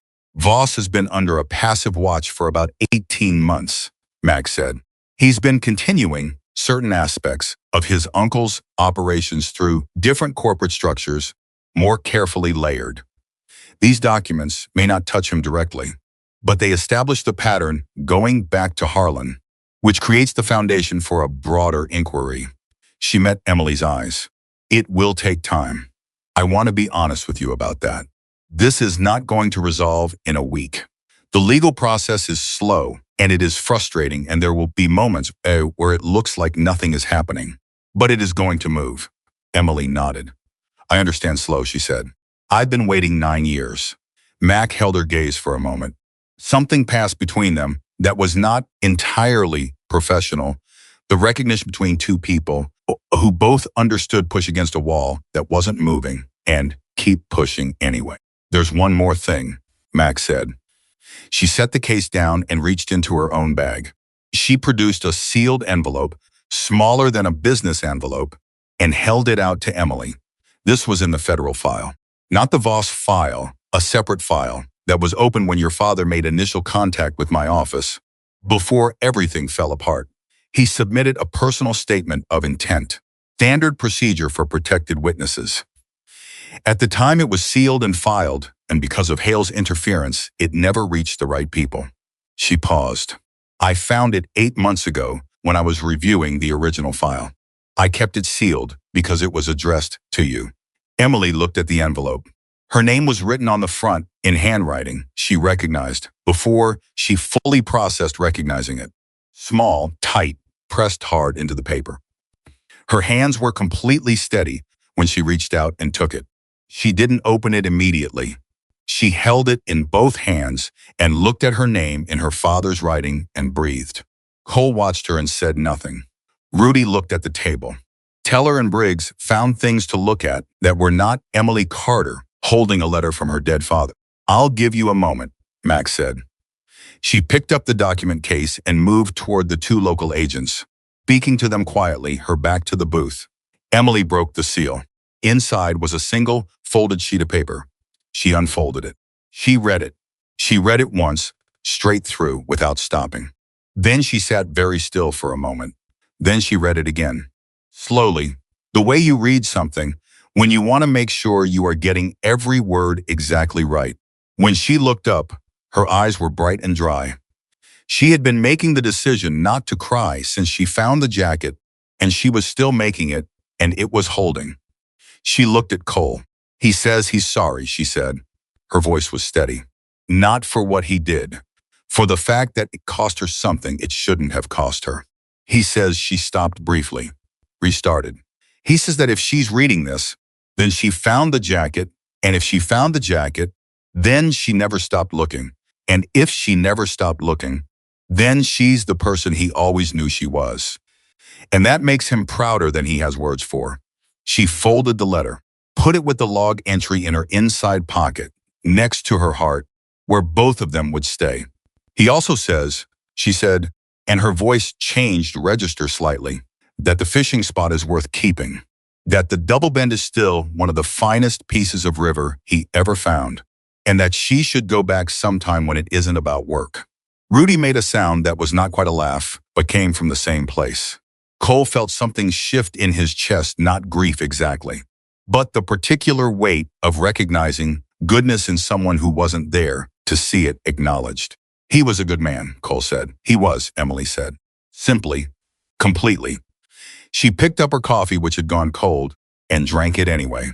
Mac left at noon with the document case, the two local agents flanking her, moving with the deliberate normality of people who have learned that the safest way to carry something important is to look like you're carrying nothing at all. She shook Emily's hand at the door and said, "I'll be in contact within 48 hours. Don't go anywhere you'd be difficult to reach." "I'm not going anywhere," Emily said. She meant it more than the practical sense of the words. The diner thinned out after Mac left. Teller excused himself. He had driven through the night and had a drive back ahead of him, and he said his goodbyes with the economy of a man who considers emotional expression a luxury for calmer times. He shook Cole's hand, nodded to Rudy, and looked at Emily for a moment. "Your father would have liked what you did here," he said. "Not the outcome. The way you went about it, the way you held." Emily looked at him. "Thank you for being here," she said. Teller nodded once more and left. Briggs stayed another half hour. He sat at the end of the booth and drank coffee and talked to Rudy about the chapter, about things that needed attention, about a situation on the eastern edge of the county that had been building for a few months and needed handling. Normal business, the kind of talk that anchors you back into the ordinary flow of things after something that has taken you out of it. Cole listened without contributing much. He was watching Emily, who had ordered food for the first time since yesterday and was eating with the focused attention of someone who has remembered that their body has requirements. She listened to Briggs and Rudy talk, occasionally asking a question that showed she was following the thread. But mostly she was quiet in the way that comes after major exertion, not empty quiet, but the quiet of something that has finished one large task and hasn't yet named the next one. When Briggs finally left, it was early afternoon. He clapped Cole once on the shoulder and said, with characteristic brevity, "Daniel would have been glad it was you on that road yesterday." Cole didn't answer that, but he felt it. And then it was just the three of them, Cole, Rudy, and Emily in a booth in a Tuesday afternoon diner that smelled like coffee and something frying and the particular ordinariness of a place where nothing unusual ever happened. Rudy looked at Emily. "What do you need right now?" he asked. Not what do you want, not what are you thinking. What do you need? The distinction was deliberate. Emily thought about it seriously. "I need to call my mother," she said. Rudy nodded. "Then do that." "I don't know how to tell her," Emily said. "I don't know how to say she's been living with one version of this for 9 years. Everything she built around it, the way she explained it to herself, the way she explained it to me. I'm going to take all of that apart with one phone call." "You're going to replace it with the truth," Cole said. "That's not taking something apart. That's building something better." Emily looked at him. "What if she's not ready for it?" "She doesn't have to be ready," Cole said.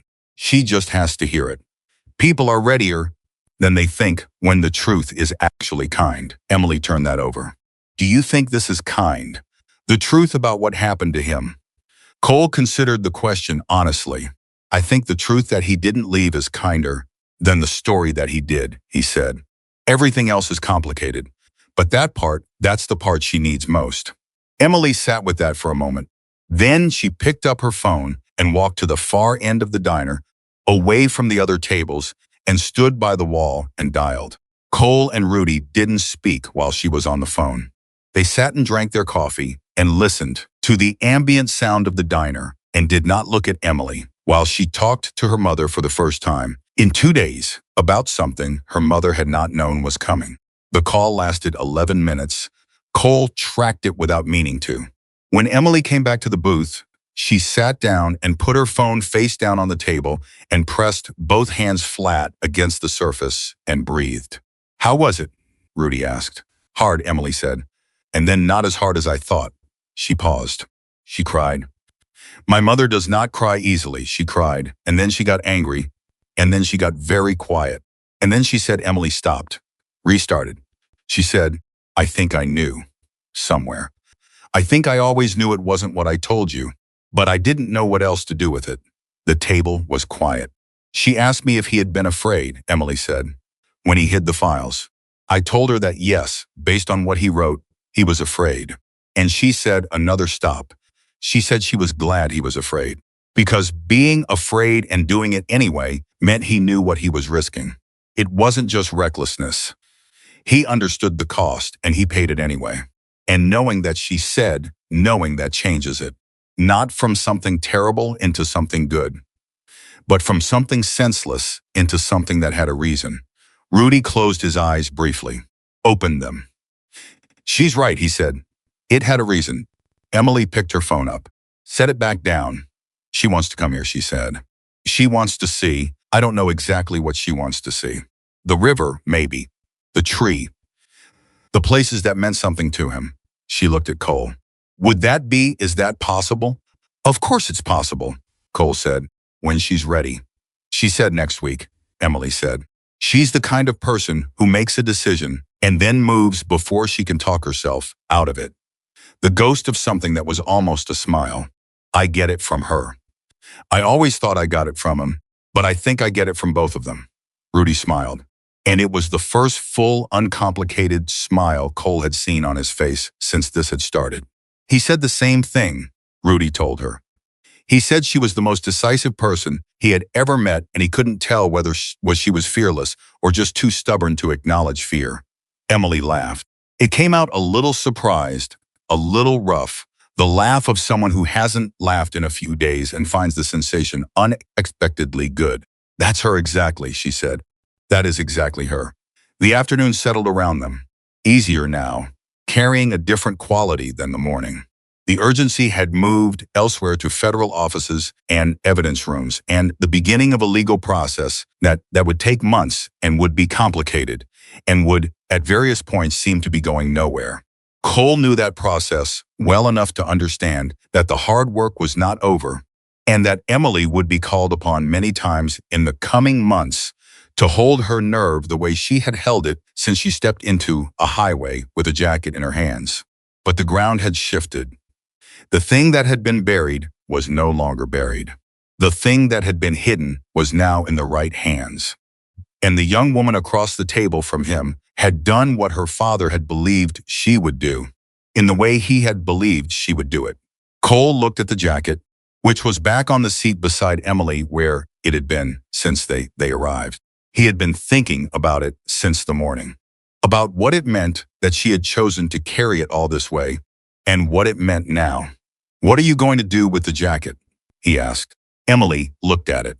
She had been thinking about the same thing. He could tell by the way the question didn't surprise her.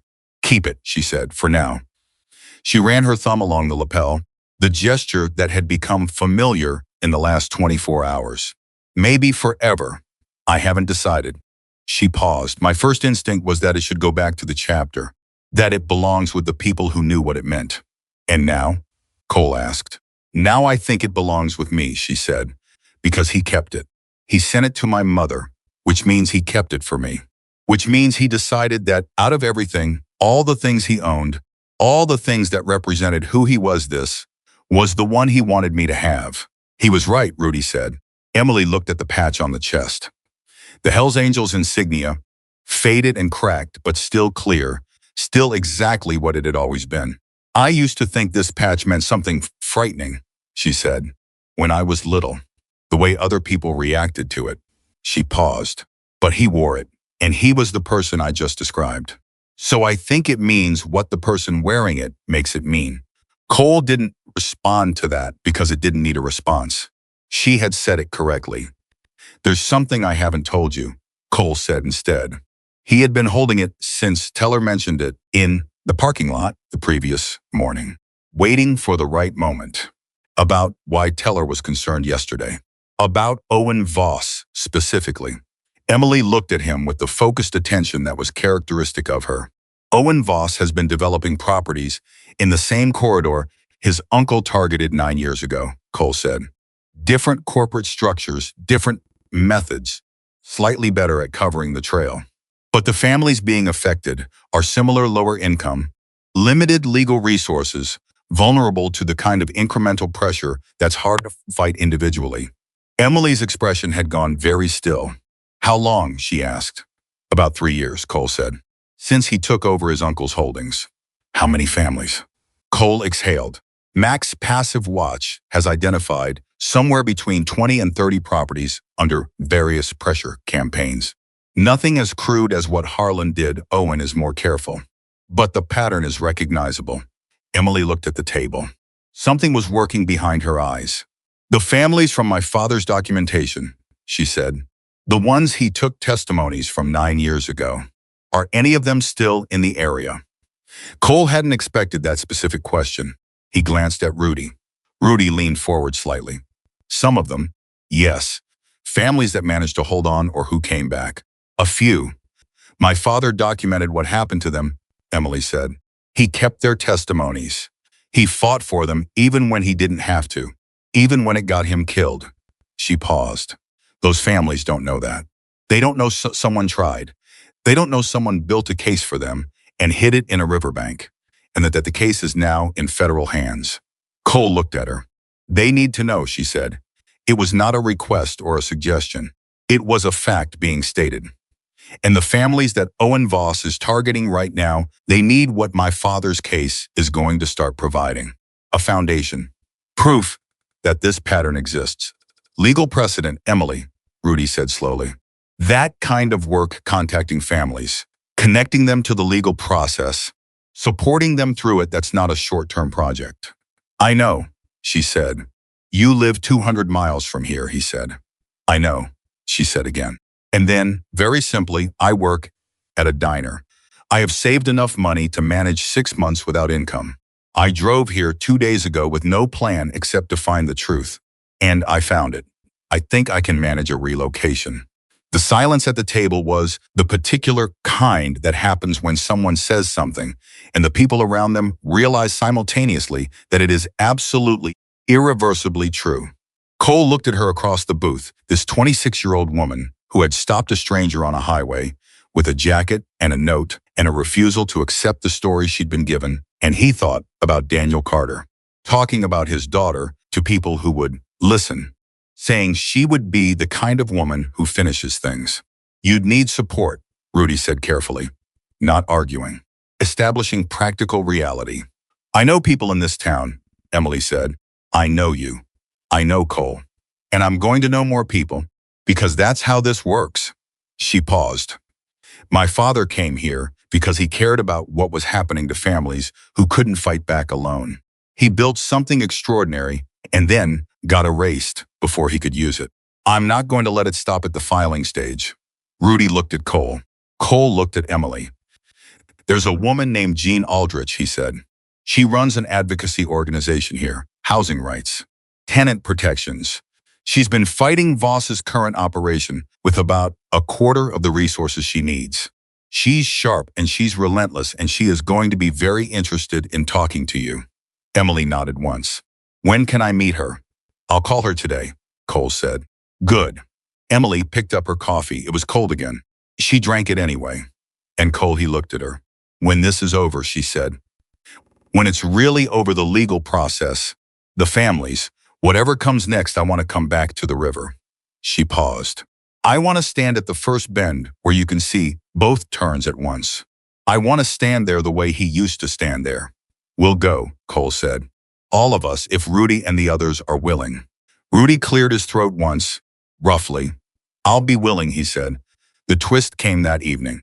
Mac called at 7:43, which was earlier than 48 hours and fast enough to mean something unexpected. Cole answered on the first ring. We've processed the hard drive, Mac said without preamble. There's material on it that wasn't in the physical documents. What kind of material? Your father, Mac said to Emily, who was sitting close enough to hear and had instinctively leaned toward the phone. Made recordings, audio, 15 of them, dated across a 14-month period, a pause. He recorded meetings, conversations. At least 4 of them are with Harlan Voss directly. And one of them, she stopped briefly. One of them is a meeting with Marcus Hale. Cole looked at Emily. Emily looked at the phone. In the recording with Hale, Max said, Hale explicitly describes his arrangement with Voss's operation, including the payments and his role in directing the chapter's investigation away from the truth. He does this because he believes he's speaking to someone he has on his side. She paused. He was wrong.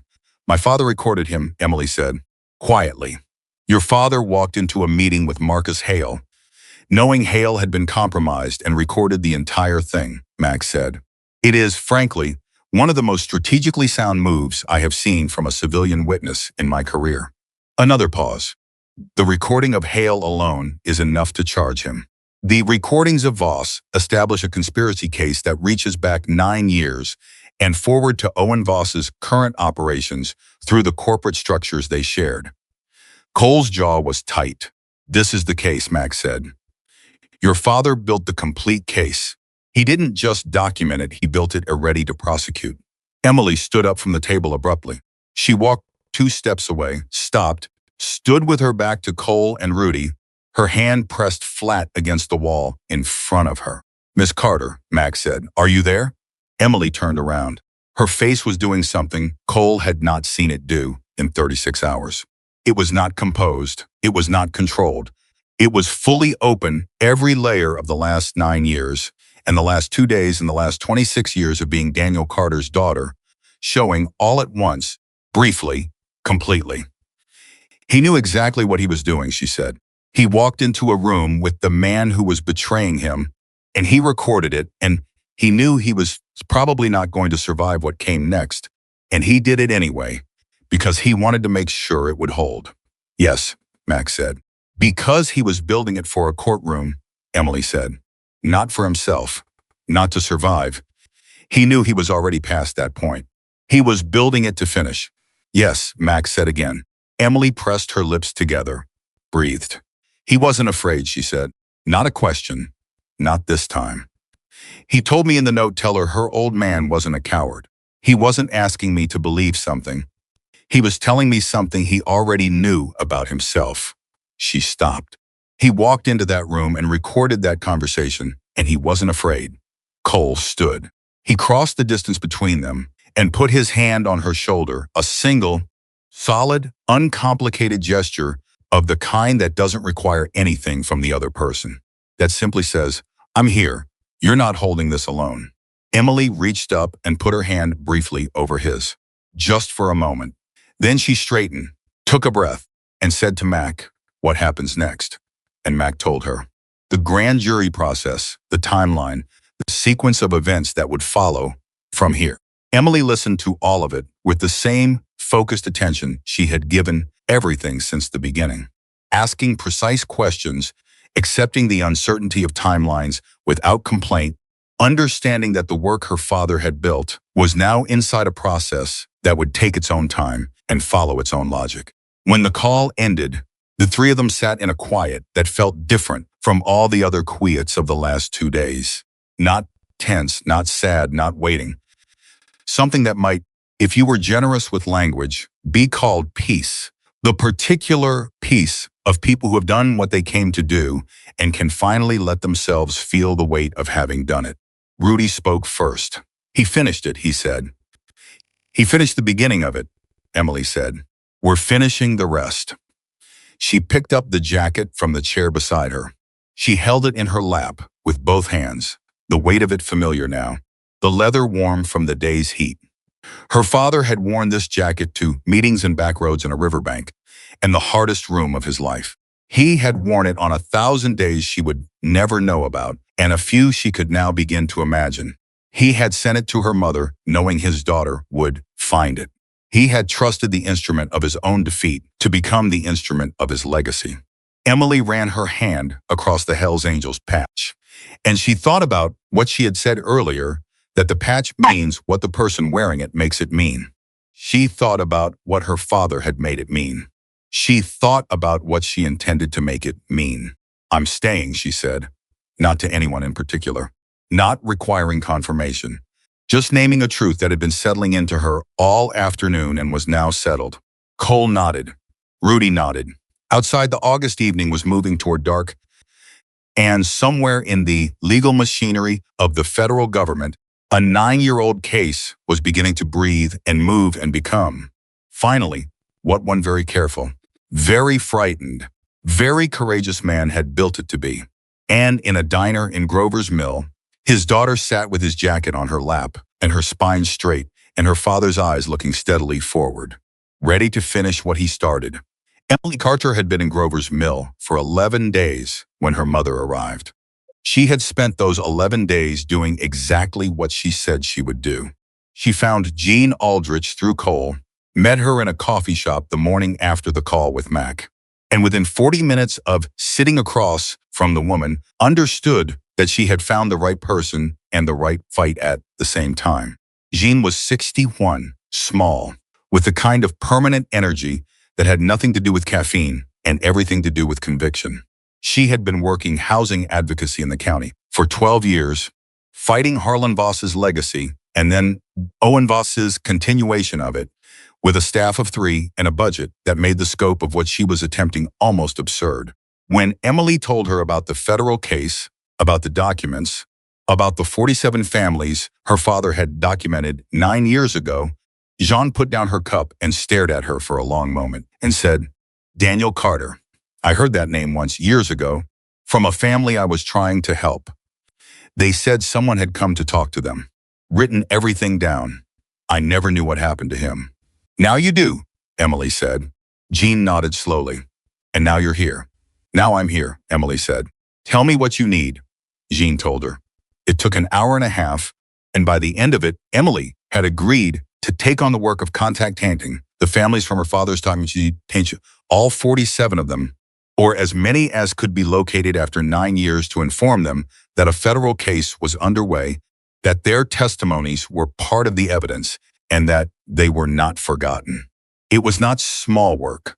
It was not fast work. But Emily Carter had been raised by 2 of the most determined people she had ever known, and she had inherited everything from both of them. And she did not find the size of a task an argument against doing it. She rented a room from a woman named Clara, who owned a house 3 blocks from Jean's office, and asked no questions beyond whether Emily was clean and quiet. Emily was both. She set up a small desk in the room, put the jacket on the chair beside it, and went to work. She called Mac every other day for updates. Mac gave her what she could, which in the first 2 weeks was procedural, the evidence being processed, the audio recordings being authenticated, the legal team being assembled. Mac was careful and clear and never overpromised, which Emily respected more than she would have respected optimism. Cole came by the office twice in those 11 days. He didn't announce himself either time. He just showed up, stayed for coffee, listened to what Emily was working on, and offered practical knowledge when it was useful, who in the county could be trusted, who had history with the Voss operation, which local officials were clean and which had complicated records. He didn't offer more than was asked, and he didn't make the visits about anything other than what they were, and Emily found that she was genuinely glad to see him each time. Rudy called twice from 60 miles north, checking in with the economy of a man who considers checking in important enough to do, but not so important that it requires lengthy conversation. Both calls ended the same way, him asking if she needed anything, her saying she was fine, him saying good, the call ending. She was not entirely fine. She was tired in a way that had accumulated over weeks rather than days, and she was still processing things that didn't have clean edges, and there were nights when she sat at the small desk with the jacket over the back of the chair and read her father's letter until she had it memorized, and that still wasn't enough. But she was upright, and she was working, and she was exactly where she intended to be, which was the closest approximation of fine that she could currently manage. Her mother arrived on a Thursday morning in a rental car, driving it with the absolute confident authority of a woman who had navigated harder things than unfamiliar roads. Sandra Carter was 54, blonde going silver, with the kind of posture that communicated that she had been knocked down enough times to have developed very strong opinions about getting back up. She pulled into the parking area, got out, and looked at the building where Emily had been working for 11 days without comment. Then she looked at Emily. "You look tired," she said. "I am tired," Emily said. "Come inside." Sandra did not cry when she arrived. She had done her crying already. Apparently, on the phone and in the 11 days since, in the private way of a woman who manages grief on her own time. What she brought with her instead was a focused, contained energy, the decision she had described making, the one that moves before it can be talked out of. She wanted to see everything. She asked to read the letter. Emily gave it to her and watched her mother read it twice, sitting very still in the chair by Emily's desk with the jacket hanging on the back of it. When Sandra finished, she refolded the letter and held it for a moment. He always pressed too hard when he wrote, she said. Went through pen nibs twice as fast as normal people. She paused. I used to tease him about it. Emily sat across from her and didn't speak. He was afraid, Sandra said, not a question. Yes, Emily said. But he did it anyway. Sandra looked at the jacket on the chair. She hadn't touched it yet. She had been in the same room with it for 20 minutes and hadn't touched it. The way you don't immediately touch something you have been both dreading and needing to touch for a very long time. He loved that jacket, she said. More than any reasonable person should love a piece of clothing. A pause. I used to say that. And he would say it wasn't about the jacket, it was about what it stood for. And I would say, what does it stand for? And he would say, the people who wear it. And I would say, not all of them. And he would say, no, not all of them.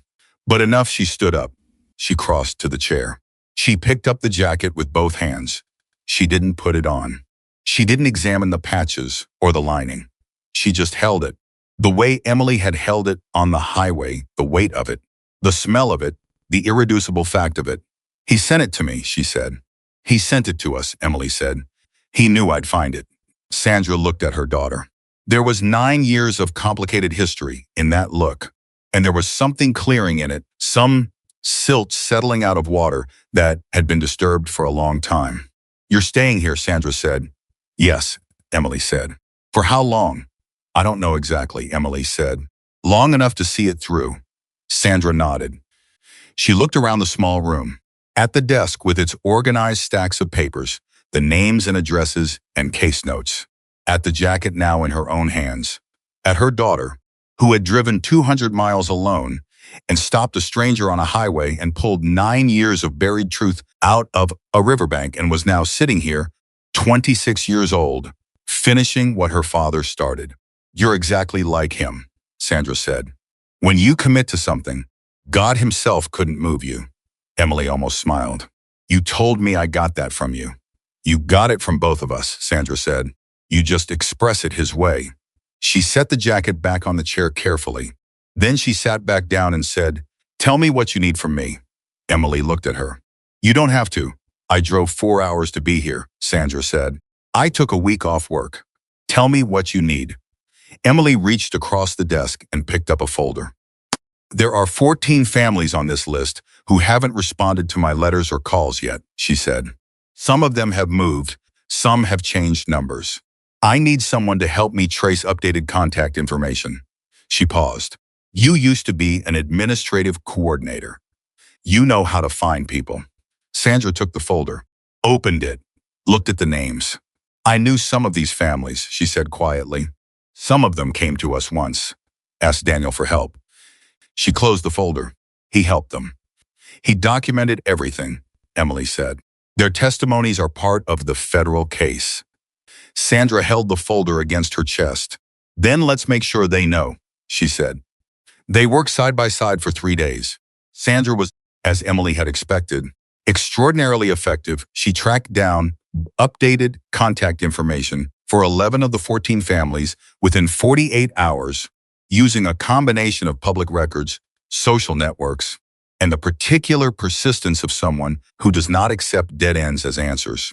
She handled the initial calls herself when Emily was occupied with other work, introducing herself with a directness that apparently put people at ease rather than raising defenses. She told them simply, My husband tried to help your family 9 years ago. A federal case is now in progress. Your testimony is part of it. You are not forgotten. 3 families called back within the hour. On the second day, one of those families, a woman named Rosa Gutierrez, who had been displaced from the East Corridor 9 years ago with 3 children and had spent years rebuilding, drove 40 miles to the office to talk in person. She was in her mid-50s now, composed and direct. and she sat across from Emily with her hands folded and said, I didn't know who came to talk to me back then. He didn't give his name. He just said he was trying to help and he needed to write down what happened to us. That was my father, Emily said. Rosa looked at her for a long time. I wondered, she said. For years, I wondered if what I told him ever went anywhere, if it meant anything. It's in a federal case, Emily said. Your testimony, your family's name, what happened to you, it's all in evidence. It's part of what's going to hold these people accountable. Rosa sat with that. She pressed her lips together. He was a good man, she said finally. I didn't know him. But you could tell, in the way he listened. He wasn't collecting information. He was genuinely angry on our behalf. He cared. She paused. People who actually care are rarer than they should be. Emily thought about her father sitting across from Rosa 9 years ago, writing in his careful, hard-pressed handwriting, genuinely angry, genuinely caring, building something that he did not expect to survive to use. He cared very much, Emily said. Rosa nodded. Then she looked at Sandra. And you were his wife. I was, Sandra said simply. I'm sorry, Rosa said. Thank you, Sandra said. Then, he would have been glad to know your family rebuilt. Rosa smiled. And it was the particular smile of someone who has been rebuilding for 9 years and has made peace with the fact that it's the rebuilding itself, not the completion, that becomes the life. We did, she said. 3 kids, all doing well. My oldest is in nursing school. She paused. We never stopped being angry about what happened to us. But we didn't let the anger be the main thing. You can't if you want to keep going. Emily thought about that for the rest of the day. The call from Mac came on a Friday, 31 days after Emily had signed the evidence form. It came at 9 in the morning, which meant Mac had been at work for hours already. Emily was at the desk with coffee going cold beside her when the phone rang, and she answered it, knowing from the specific quality of Mac's opening breath that something had happened. Marcus Hale was taken into federal custody this morning, Mac said. He's been charged with obstruction of justice, conspiracy, and evidence tampering in connection with the Carter investigation and the Voss displacement operation. He was cooperative in the initial processing, which typically indicates he'll consider a plea arrangement. Emily set her coffee down. A plea arrangement meaning he talks, meaning he provides testimony against the broader conspiracy in exchange for consideration on his own charges, Mac said, which, if he provides what we believe he can provide, significantly accelerates the timeline on Owen Voss. How significantly? Emily asked. Weeks rather than months on the next stage, Mac said. Emily was quiet for a moment. She was thinking about a man who had sat in rooms with people who were trying to find her father and had told them nothing was there, who had filed reports and answered questions and gone home at night. Will he serve time? She asked. That's for prosecutors and judges to determine, Max said carefully. What I can tell you is that the charges are serious and the evidence is substantial. A pause. Your father's recording of that meeting, Emily, it is one of the clearest pieces of evidence I have seen in this kind of case. There's no ambiguity in it. Hale states his arrangement explicitly. He was not a passive participant. He was an active one. Emily nodded to herself. What about Owen Voss? That process is moving, Max said. I can't give you a timeline with confidence yet, but I want you to know the families that you and your mother have been contacting, the new testimonies being gathered, the connections being drawn between the current operation and the historical one that work is directly supporting what we're building. Gene Aldrich organization is formally connected to the federal inquiry now. The families aren't just historical witnesses. They're active participants in an ongoing pattern of evidence.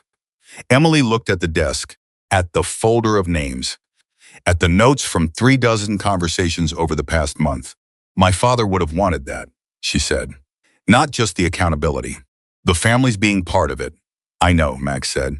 Then, quieter, you should know that the audio recordings your father made, the ones with Harlan Voss, we've been able to cross-reference them with financial records. The picture they create is comprehensive. Harlan Voss is 81 years old and in poor health. The legal process as it applies to him is complicated. But the record will be complete. What he did will be documented and established as fact. That matters, even if the courtroom outcome is limited by his condition. It matters, Emily agreed. The record matters. After the call ended, Emily sat at the desk for a few minutes without moving. Then she picked up her phone and called Cole. He answered on the second ring. "Hale's in custody," she said. A pause. "When?" Another pause. "Longer." "Good," he said. It was a small word carrying considerable weight. "Mac says a plea arrangement is likely," Emily said. "Which means Owen Voss is next." "How are you?" Cole asked. The question was direct and genuine, and Emily appreciated it for both of those things. "I'm not sure yet," she said honestly. "I thought I'd feel more when it happened. The first arrest.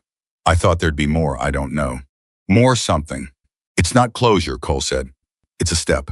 Closure is different. It comes later, maybe. Or it doesn't come in one piece. It comes in parts, spread out over time, when you're not always looking for it." Emily considered that. "Is that what it was like for you? After you lost someone?" Cole was quiet for a moment. "Yeah," he said. "Pretty much exactly like that." She nodded, even though he couldn't see it. "Thank you for answering." "Always," he said. "You need anything today?" "No," she said. "I think today I'm going to take my mother to the river." A beat. "Good," he said. "Take the jacket." They went in the afternoon. Emily and Sandra driving the North Road out of Grover's Mill in Emily's car with the jacket on the back seat and the windows down.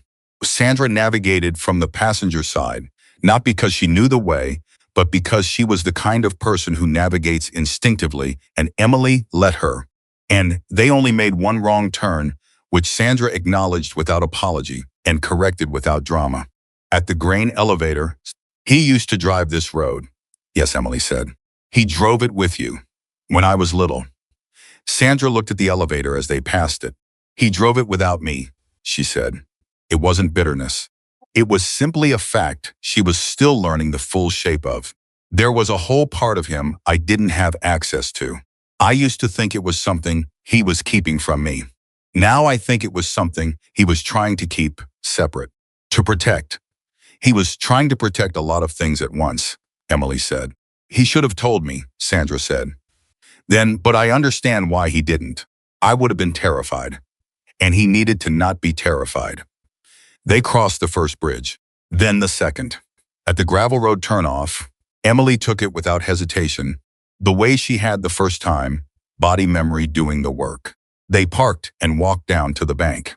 Sandra stood at the edge of the first bend for a long time without speaking. She looked downstream to where the river bent a second time. The double bend, the place Daniel had called, the only spot where you could see the river making up its mind. Emily stood beside her and said nothing. "He loved this place," Sandra said finally. Not a question. "Rudy said it was where he could breathe," Emily said. Sandra nodded slowly. The river ran past them, steady and indifferent and permanent. "He used to talk about water," she said. "He said water always finds the right direction eventually. You can reroute it, dam it, push it back, but it finds the path. He believed that about people too."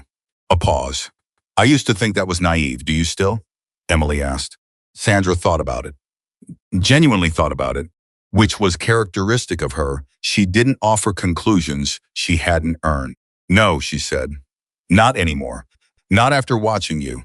They walked upstream to the lightning split tree. Sandra stopped in front of it and studied it the way you study something that has been described to you so many times it already exists in your imagination before you see it in reality. One side dead, one side living, growing upward with the particular vigor of something that has decided the choice was not the lightning's to make. "Some things refuse to quit," Emily said. Sandra looked at her. "He used to say that," Emily said. "Every time he brought me here. He'd point at the tree and say it." Sandra reached out and put her hand against the living side of the trunk, flat-palmed, the way Emily had done on the morning they found the case. She held it there. "You're so much like him," she said. Her voice was different, lower, from somewhere further down. "I used to say you were like me. The stubbornness, the forward motion, and you are.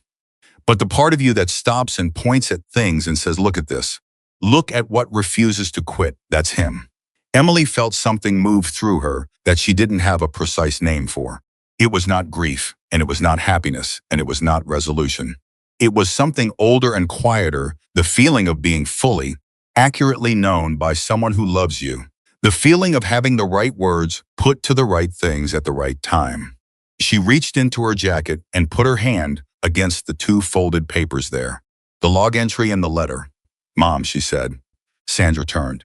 He knew what he was doing, Emily said. All of it. The recordings, the files, hiding the case.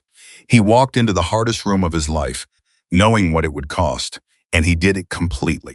He built something that held for 9 years and then worked exactly the way he intended when it needed to. Sandra's jaw was tight. "I know," she said. "He wasn't a man who abandoned his family," Emily said. "He was a man who loved his family so much that he chose to protect them, the only way he could see how, and that choice was the hardest possible version of love." "I know," Sandra said again. Her voice was very quiet. "I needed to say it out loud," Emily said. "Here, where he used to stand." Sandra nodded. She turned back to the river.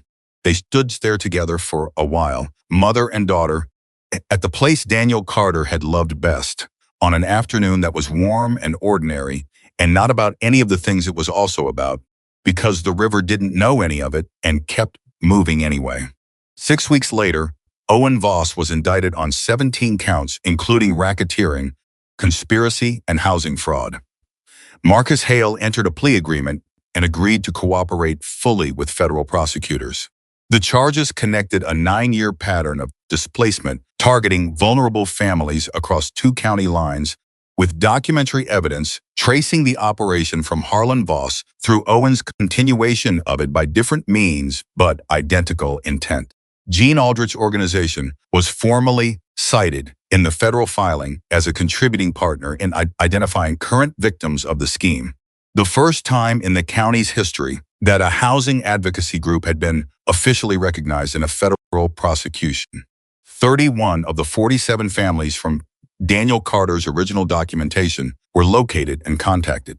26 of them agreed to provide updated testimony. 4 of them sent written statements thanking the investigator whose name they had not known for 9 years. Emily read every statement. She read them at the small desk in Clara's house, with the jacket on the chair beside her, and she didn't cry. She had not cried yet, not once. Through all of it, and she didn't cry then. She simply read each one carefully, the way she did most things, with her whole attention and without unnecessary motion. And when she finished the last one, she sat for a while in the quiet of the room. Then she picked up her phone and called Cole. "It's happening," she said when he answered. "I know," he said. "I saw the indictment. Gene's organization is cited in the filing," she said. "I saw that too," he said. "She called me.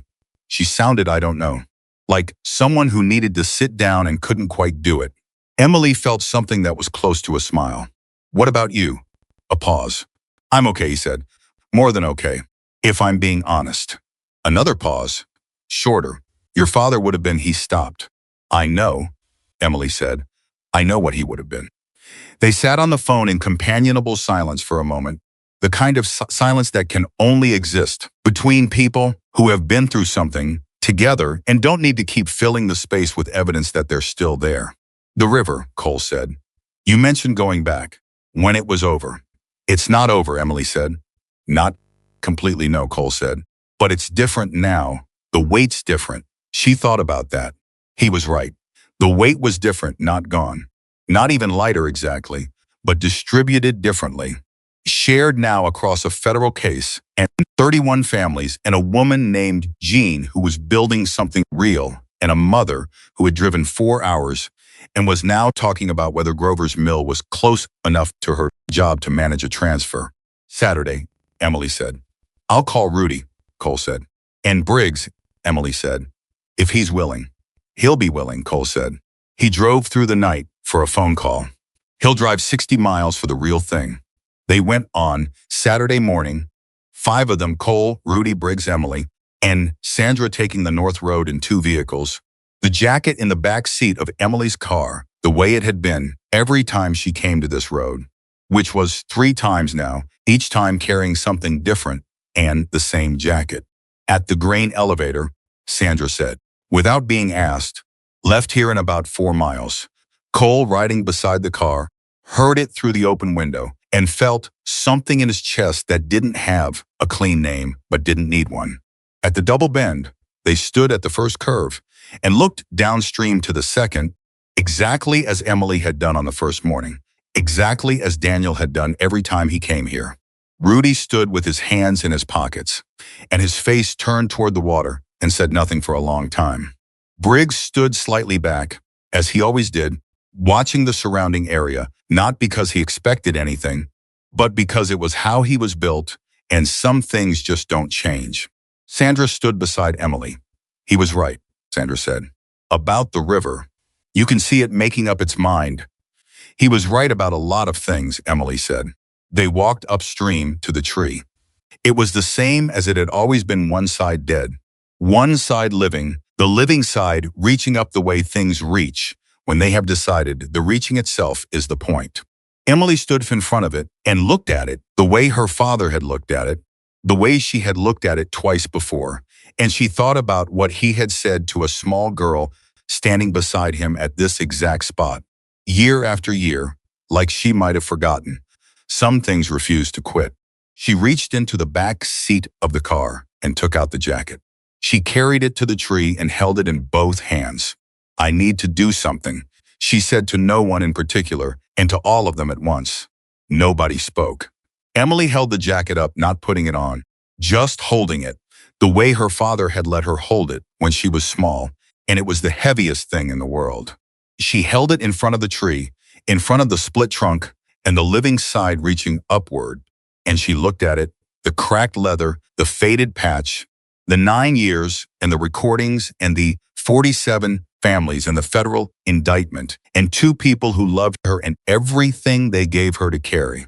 Then she put it on. It was too big for her, built for her father's broader shoulders, hanging down past her hips, the sleeves past her wrists. It didn't matter.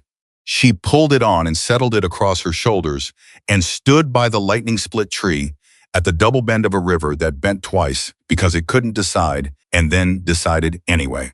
Behind her, she heard Rudy make a sound. Low, brief.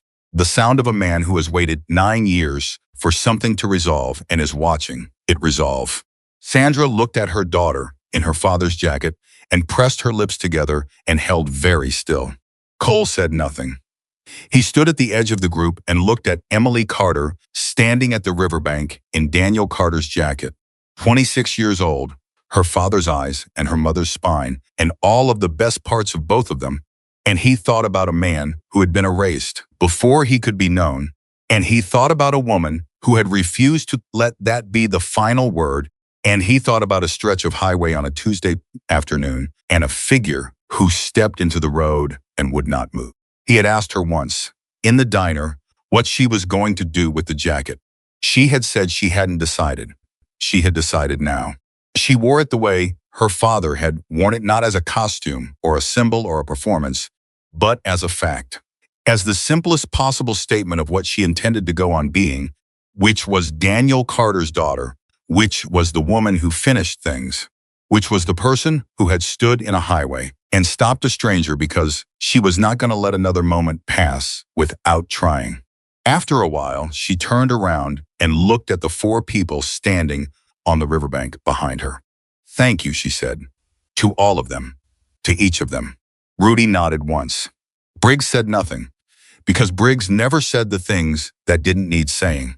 Sandra reached out and touched the collar of the jacket just briefly, with 2 fingers, the way you touch something beloved and familiar that you have been separated from too long. Cole looked at Emily and said, he would have loved this morning. Emily looked at the river, at the double bend, at the tree, at the 5 people standing on the bank of a place that had held a secret for 9 years and then given it up because the right person came and knew where to look. Yes, she said, he would have.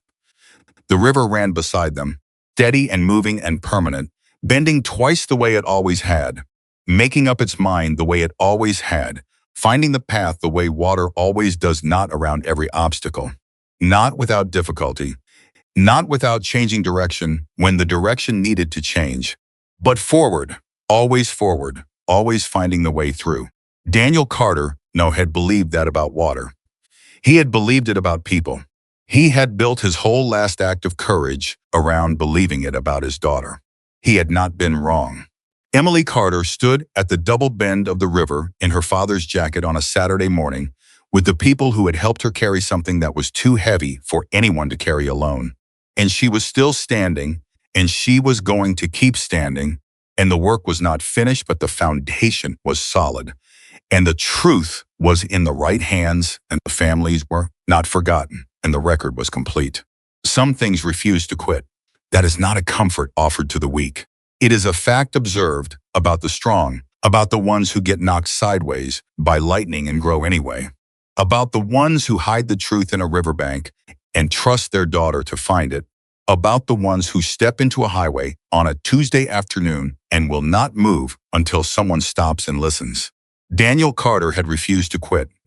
He had done it in the hardest possible way, in the quietest possible room, for the people he loved most. And the world had tried to make his name mean nothing and had failed because his daughter would not let it. Emily Carter had refused to quit. She had done it with a jacket and a note and a 200-mile drive and the absolute, unshakable conviction that the story she had been given was not the story that was true. And the story that was true was this. A good man had fought for people who had nowhere else to turn, and it had cost him everything. And his daughter had grown up and gone to find what he left behind. And she had found it, and she had finished it. And neither of them, not the man who started it, nor the woman who finished it, had ever once considered stopping. That is what the jacket means. That is what it has always meant.